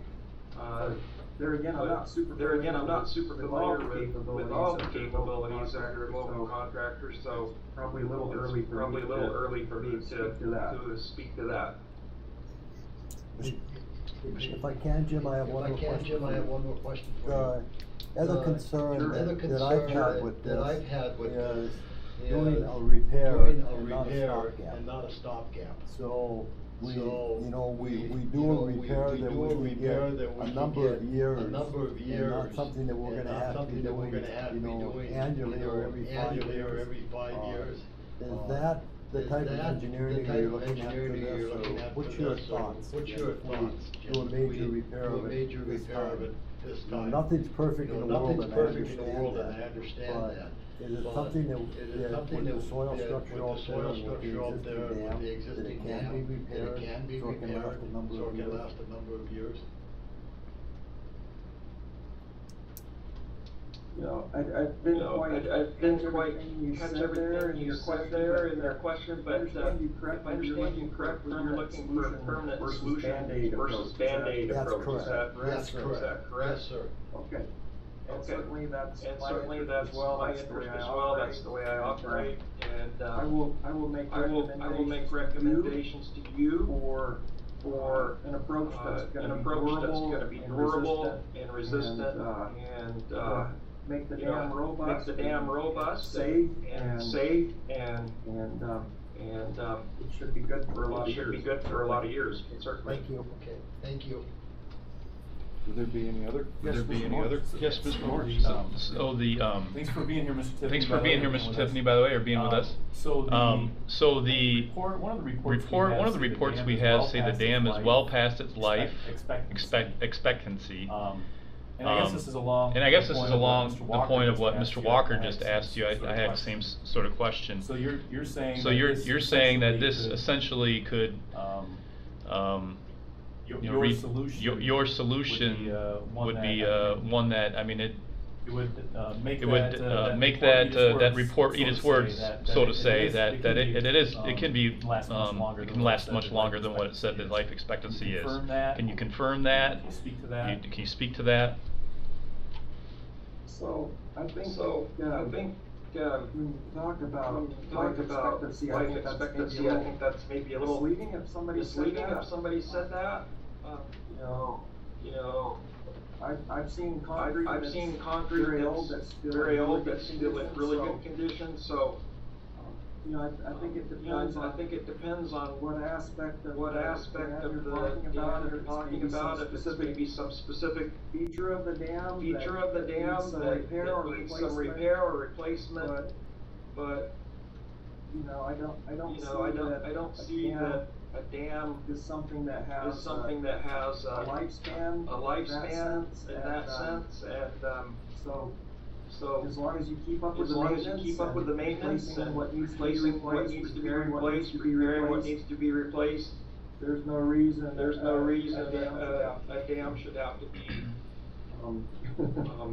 buried and put in the grave. Certainly. It's not a living being. It's not a living being, and it's not like a culvert that's going to rust out. That type of thing. So that type of thing. Certainly, a culvert would have an expected, length of life in terms of depending on how it's constructed, whether it's galvanized, whether it has asphaltic coating, whether it has polymer pre-coat or is aluminized. Those things, yes, I think you could put an expected life to, but something like this, in general, I don't think it's applicable. Okay, thank you. Okay, thank you. Yeah. I'm good. You're good? You're good? Yeah. One of the things, Jim, you and I talked about quite a bit on this. Was ARPA dollars, dam repair, and ARPA dollars were not available for dam repair. And after the disaster over Flint, we saw dams coming out. It was dam the dams. Have you seen a change in the philosophy in dams in Michigan in the last year? Well, certainly, I think it's something that's getting more attention. especially since the bill, Stanford issue. Certainly, I think a lot of the state funds that are targeted for dams are really challenging for this type of project because those funds are being slated for dams that are really in serious condition and would really cause a lot of destruction if they were to fail. Dam removal projects. Those are more things that the state funds are being allocated for it right now. But certainly there are many sources of grants, and we can look at options and see what we can figure out. For sure. Thank you. Thank you. Mr. Hardy. Oh, Mr. Hardy. Didn't Crystal Valley Township pay money? Yes. Yes, and what was that for? 2,400. Yeah, but. That was the initial phase. That was the initial phase to Tiffany get on Mr. board Tiffany with on this. board with this. And The dam's important to Crystal Valley. The dam's important to Crystal Valley, it's important to Crystal Valley people, it's the face of Crystal Valley. Crystal Valley people want this dam repaired and they want it to remain in place. No, I just wondered what the $2,400 was spent for. Was that spent to do? He has it in his checkbook right now. Study or? On that list of pricing right there. Plan submittal. The very top thing. Okay. The 2,400, that's what Crystal Valley put in the fund for. So that's been paid. So that the balance of $22,375 is the remaining 5 items. Okay. Yep. All right. Thanks. Yeah, and that's the balance due that's on the that. balance due on that, and that was set for a few of our meetings that they wanted to see Crystal Valley have a little skin in the game, and Crystal went to the checkbook and did do that. And it is at Oceana County Park. It's probably our oldest Oceana County Park that was the property of Crystal, and then the road commission, and now it's the property of us, the county. And I do feel that we owe it to the people of Crystal to take care of this Depression era dam. It's part of the new It's deal. part of the new deal. It was built during the Depression era with local help. Buck Beetle. There's a lot of people that were involved in that dam. I just think that we, as a board, need to make certain that we look out for one of our assets. And if you'll also remember, we have a grant on the table right now that was written by the Parks Department. John Wilson wrote that grant to the state for $1 million to improve that park in many ways. And I know that vandalism's a problem. Everybody knows what the valley is and has been, but it's changed. The valley's a lot different than it was now.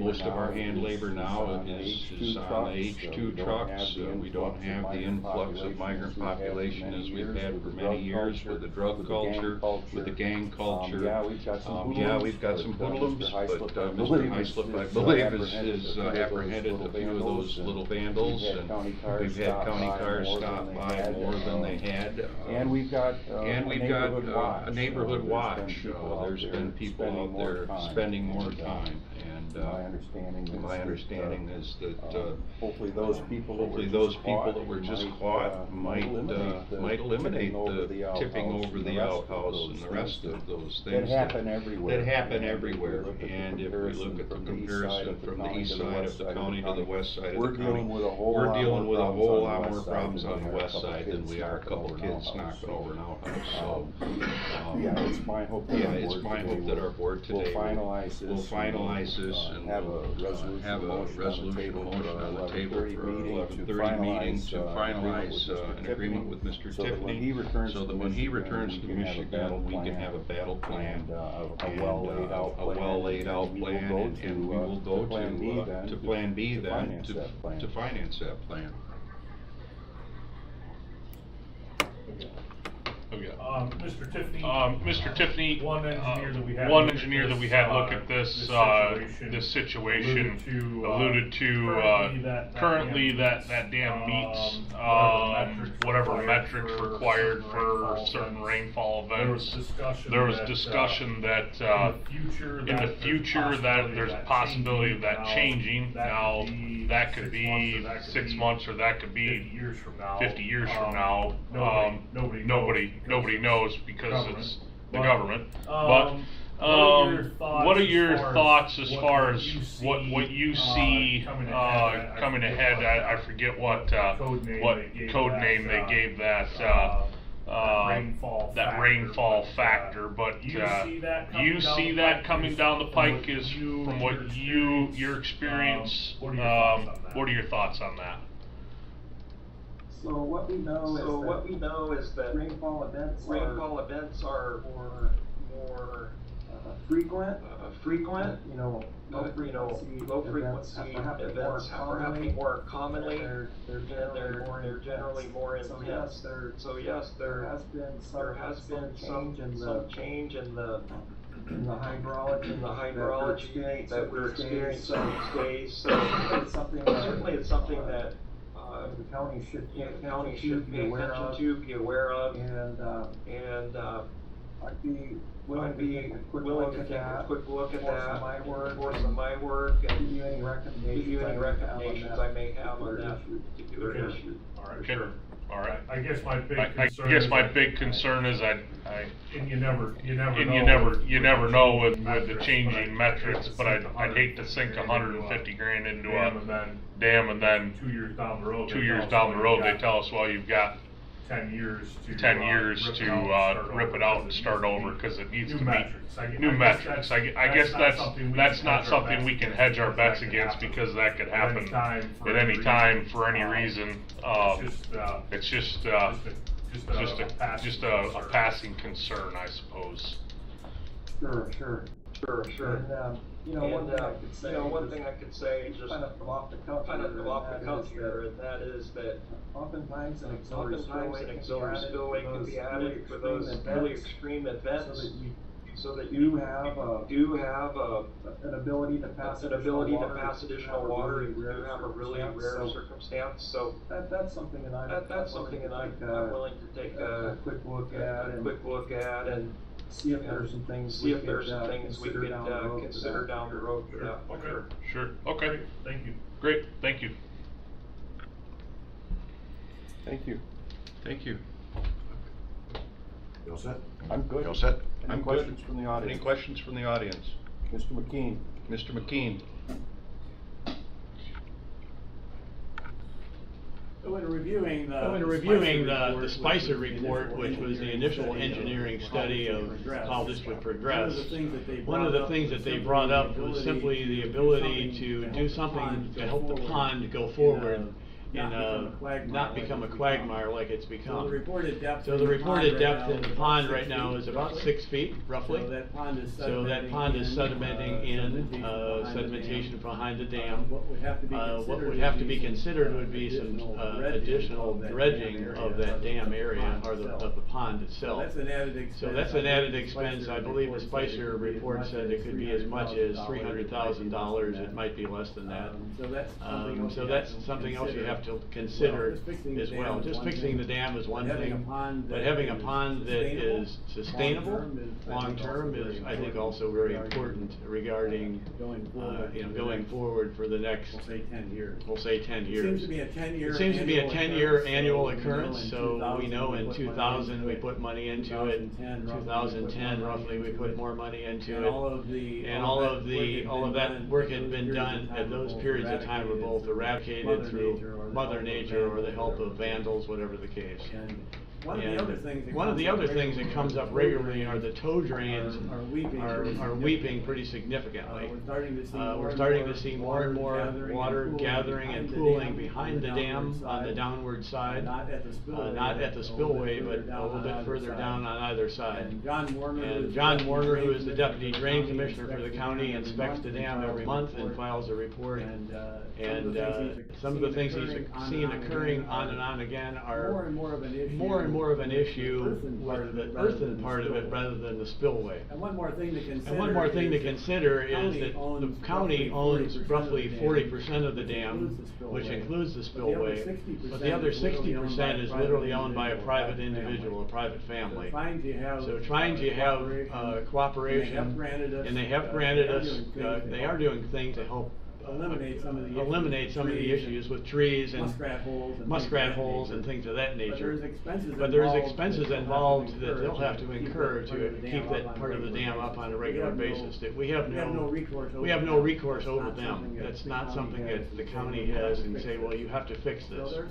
So there's some issues here that are pretty deep, and they really consider it. And lastly, what I'll say is the one thing that I've learned in Streamology 101, I'll call it. The streams are designed to move sediment. And when you have a dam, whether it be Crystal Valley or another dam in the county, we have several others at one at Gales Pond and one out at Marshfield Dam, which has been breached, and we're taking that out as we speak, actually. But moving sediment down the stream is a healthy part of the stream. That's what the stream is designed. That's how it was created. So keeping a dam there is fine, but we've got to do the maintenance on the pond to keep the pond to the level where it's sustainable for fish. I don't know if you care to speak, Jim, to about pond sedimentation behind the dam. Do you have a specific question for me? Well, the removal of it, I would be the question. Should it be removed, or should it let it build up and eventually it'll fill in? Sorry, I didn't quite hear your question. The question would be, do we need to do dredging on the pond to deepen it, because it's at 6 feet right now? Or do we really need to consider not doing something behind it? Eventually, over time, it's proven that it will fill in. It'll become literally a bog.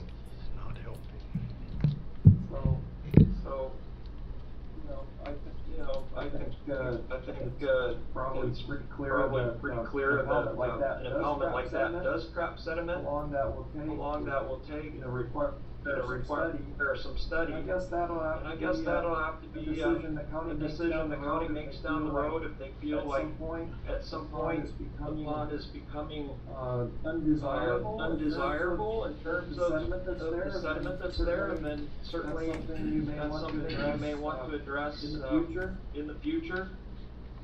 I just couldn't be able to Well, it is. We do have a depth of between 4.5 and 6 feet. That's what was recorded in the Spicer engineering report. They took a boat out there and measured it.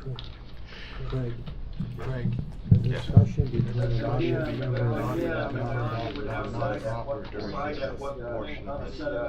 sediment there is undesirable and whether they want to do something.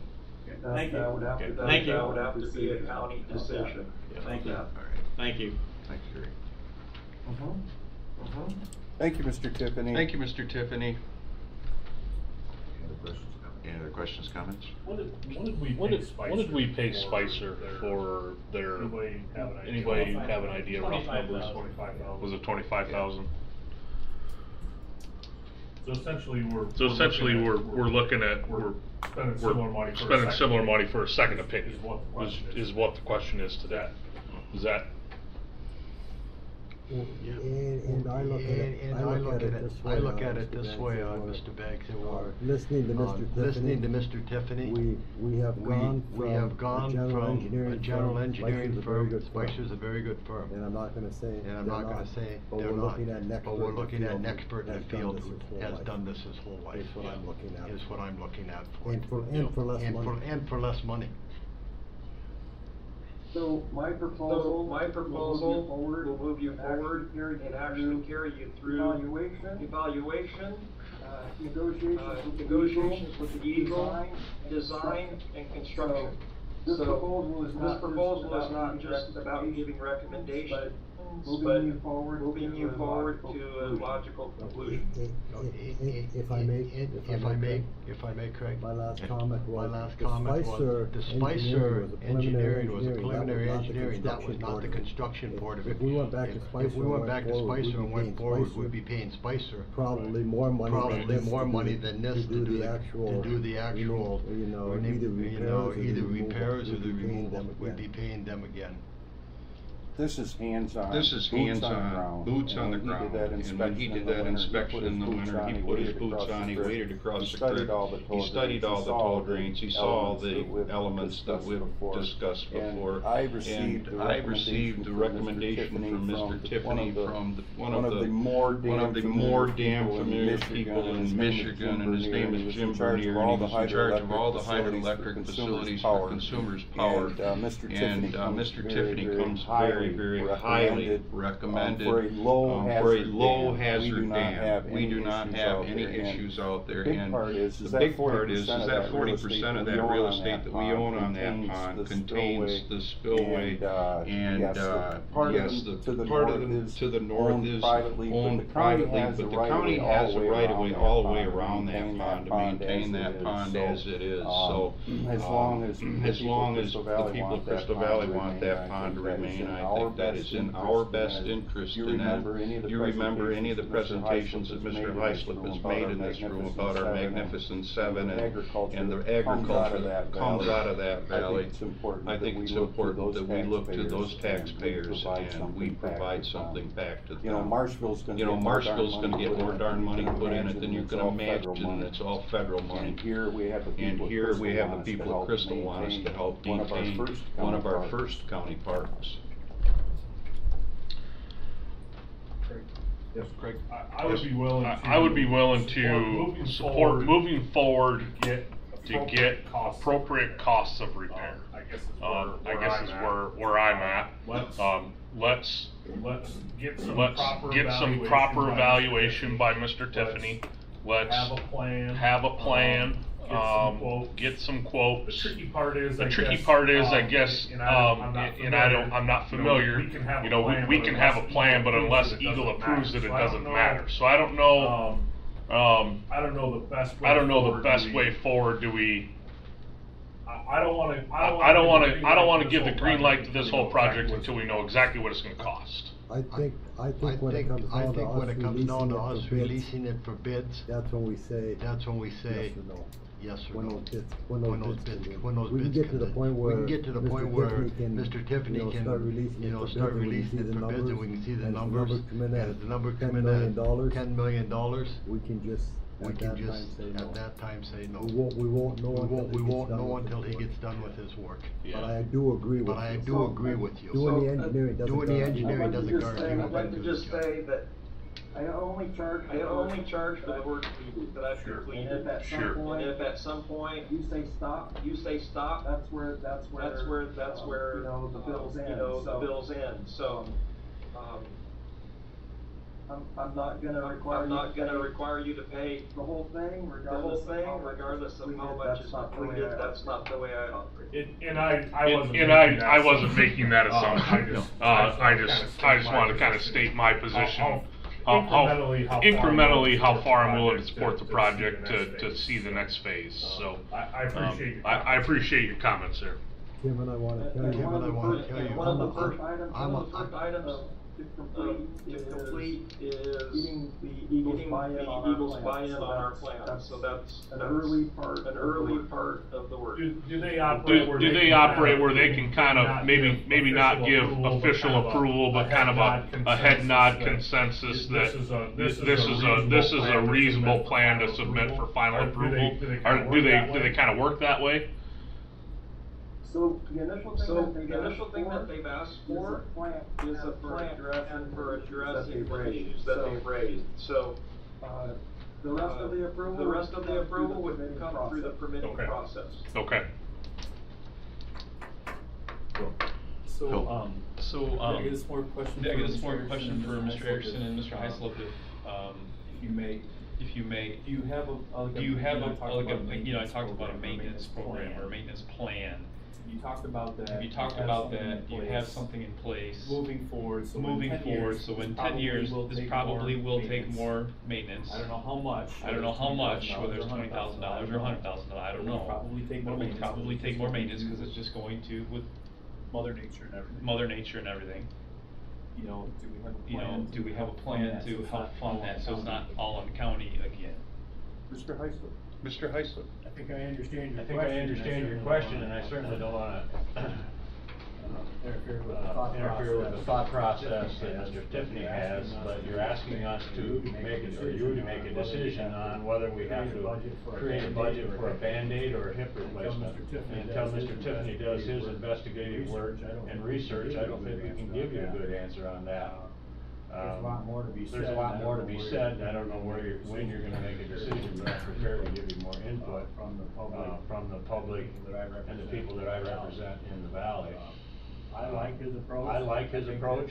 I think that 15 months ago I said that you guys needed a better blueprint and a better plan to make a decision, and I think we're there today. We have a written opportunity. There's some still a little bit of misinformation, and Gary brought up one of them. I've talked to the drain commissioner, deputy drain commissioner. The fault of the dam was not stopping that sand from coming down, it's from poor road maintenance and some poor farming activities. Some of the farmers are willing to help with that erosion control. The road commission is not quite there yet, but they're at least saying, yeah, we have an issue and we'll try to work on it. So we in the valley are working on it. And I'll call it the Magnificent Seven, if I may. They're receptive, but they're busy. They're feeding America, but we're here. You talked about community foundation or something up there. Yes, that is a very, very, very distinct possibility, but we haven't got there yet. And I don't think we can. I don't think we should ask you to make a decision until we have his input. Reliable. We need a hip replacement. We need an elbow taken out. We need to do this, whatever it's gonna take, but at least we'll have a menu to draw our decisions from. When I say we, I'm referring to the county, and we're part of it. I think we're making great progress. We're taking kind of the armpit of the county and dressed it up a little bit. We've got some lipstick coming, we've got some people leaving, and it's gonna be a place of pride. Every day it gets better. More on that in the next meeting. I hope.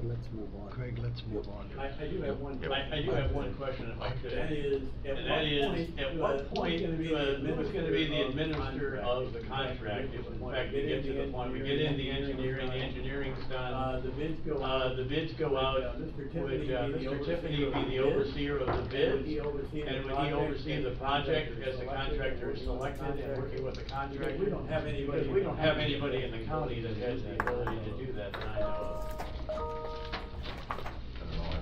I don't know, I think the bid was coming to the county itself, and then probably the deputy drain commissioner would be one of those. All of that is laid out in my guiding you through the process, every step of the way, and providing observation on the construction, and making sure that everything is handled professionally. All right. Thank you, Mr. Tiffany. Thank you, Mr. Tiffany. Moving on. Moving on. Thank you, Jim. Thank you, Jim. Commissioner Biard. I'm sorry.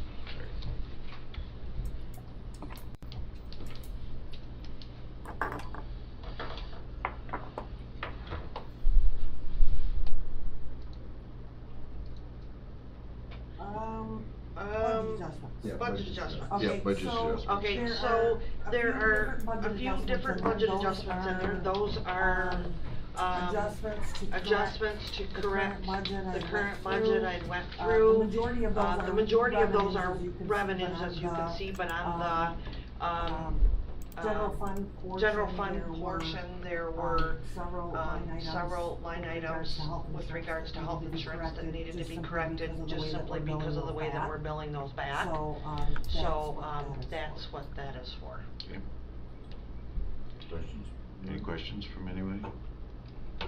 All right, administrator's review of selected claims for payment. Those have been provided for you. Does anybody have any questions on those?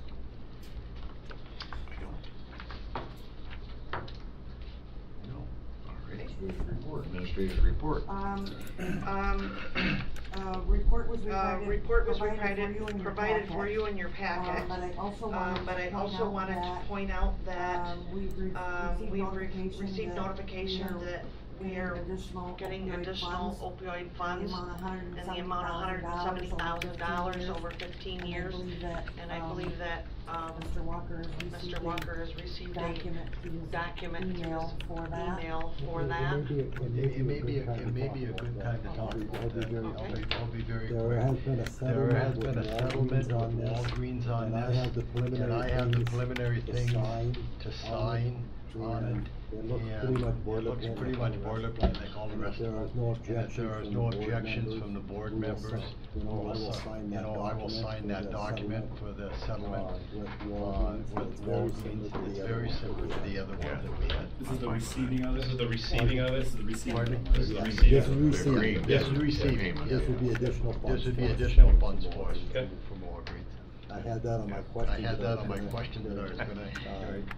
Comments from commissioners. Comments from commissioners, so, thank you, okay? And then we received notification for an opportunity to apply for a grant as it's pertaining to weathering facilities.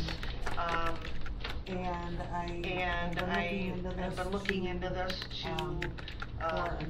for a new roof, windows, and a generator for each one of the buildings, but the roof and windows would be for the community services building. So I'm still doing some investigating on that, but I think it's something that would be worthwhile for us to apply for. And then the only other thing is that I attended the MTA meeting last night, very well attended, and very good meeting.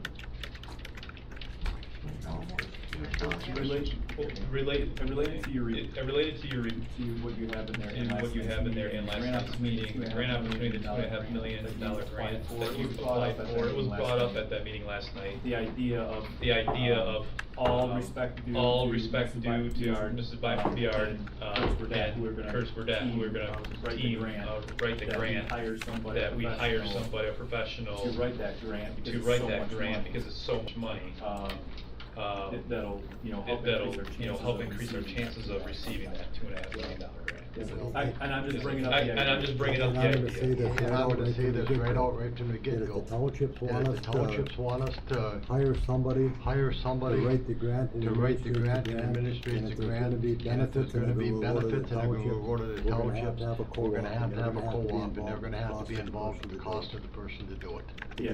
I'm not anxious to add any They more weren't asking us employees. to do it, there was an idea. It was more of an idea saying, this may be worth, whatever, however much it costs to hire. I think it's legitimate. I think it's a legitimate point, that's why I'm bringing it up. And I'm not arguing. And I'm not arguing with you, but you know.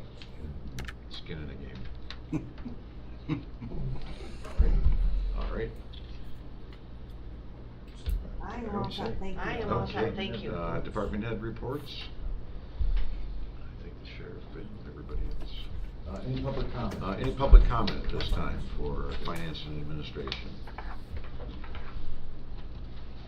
When would be a good time to make a presentation on what's happened in the valley? Would you like it at this meeting or at the next meeting? Probably next. Probably next, if we can put you on the agenda, then that would be great, yeah. All right. Any other public comment? Any other public comment? This time we will adjourn the Finance and Administration Committee meeting and take a short break. Thank you. Thank you.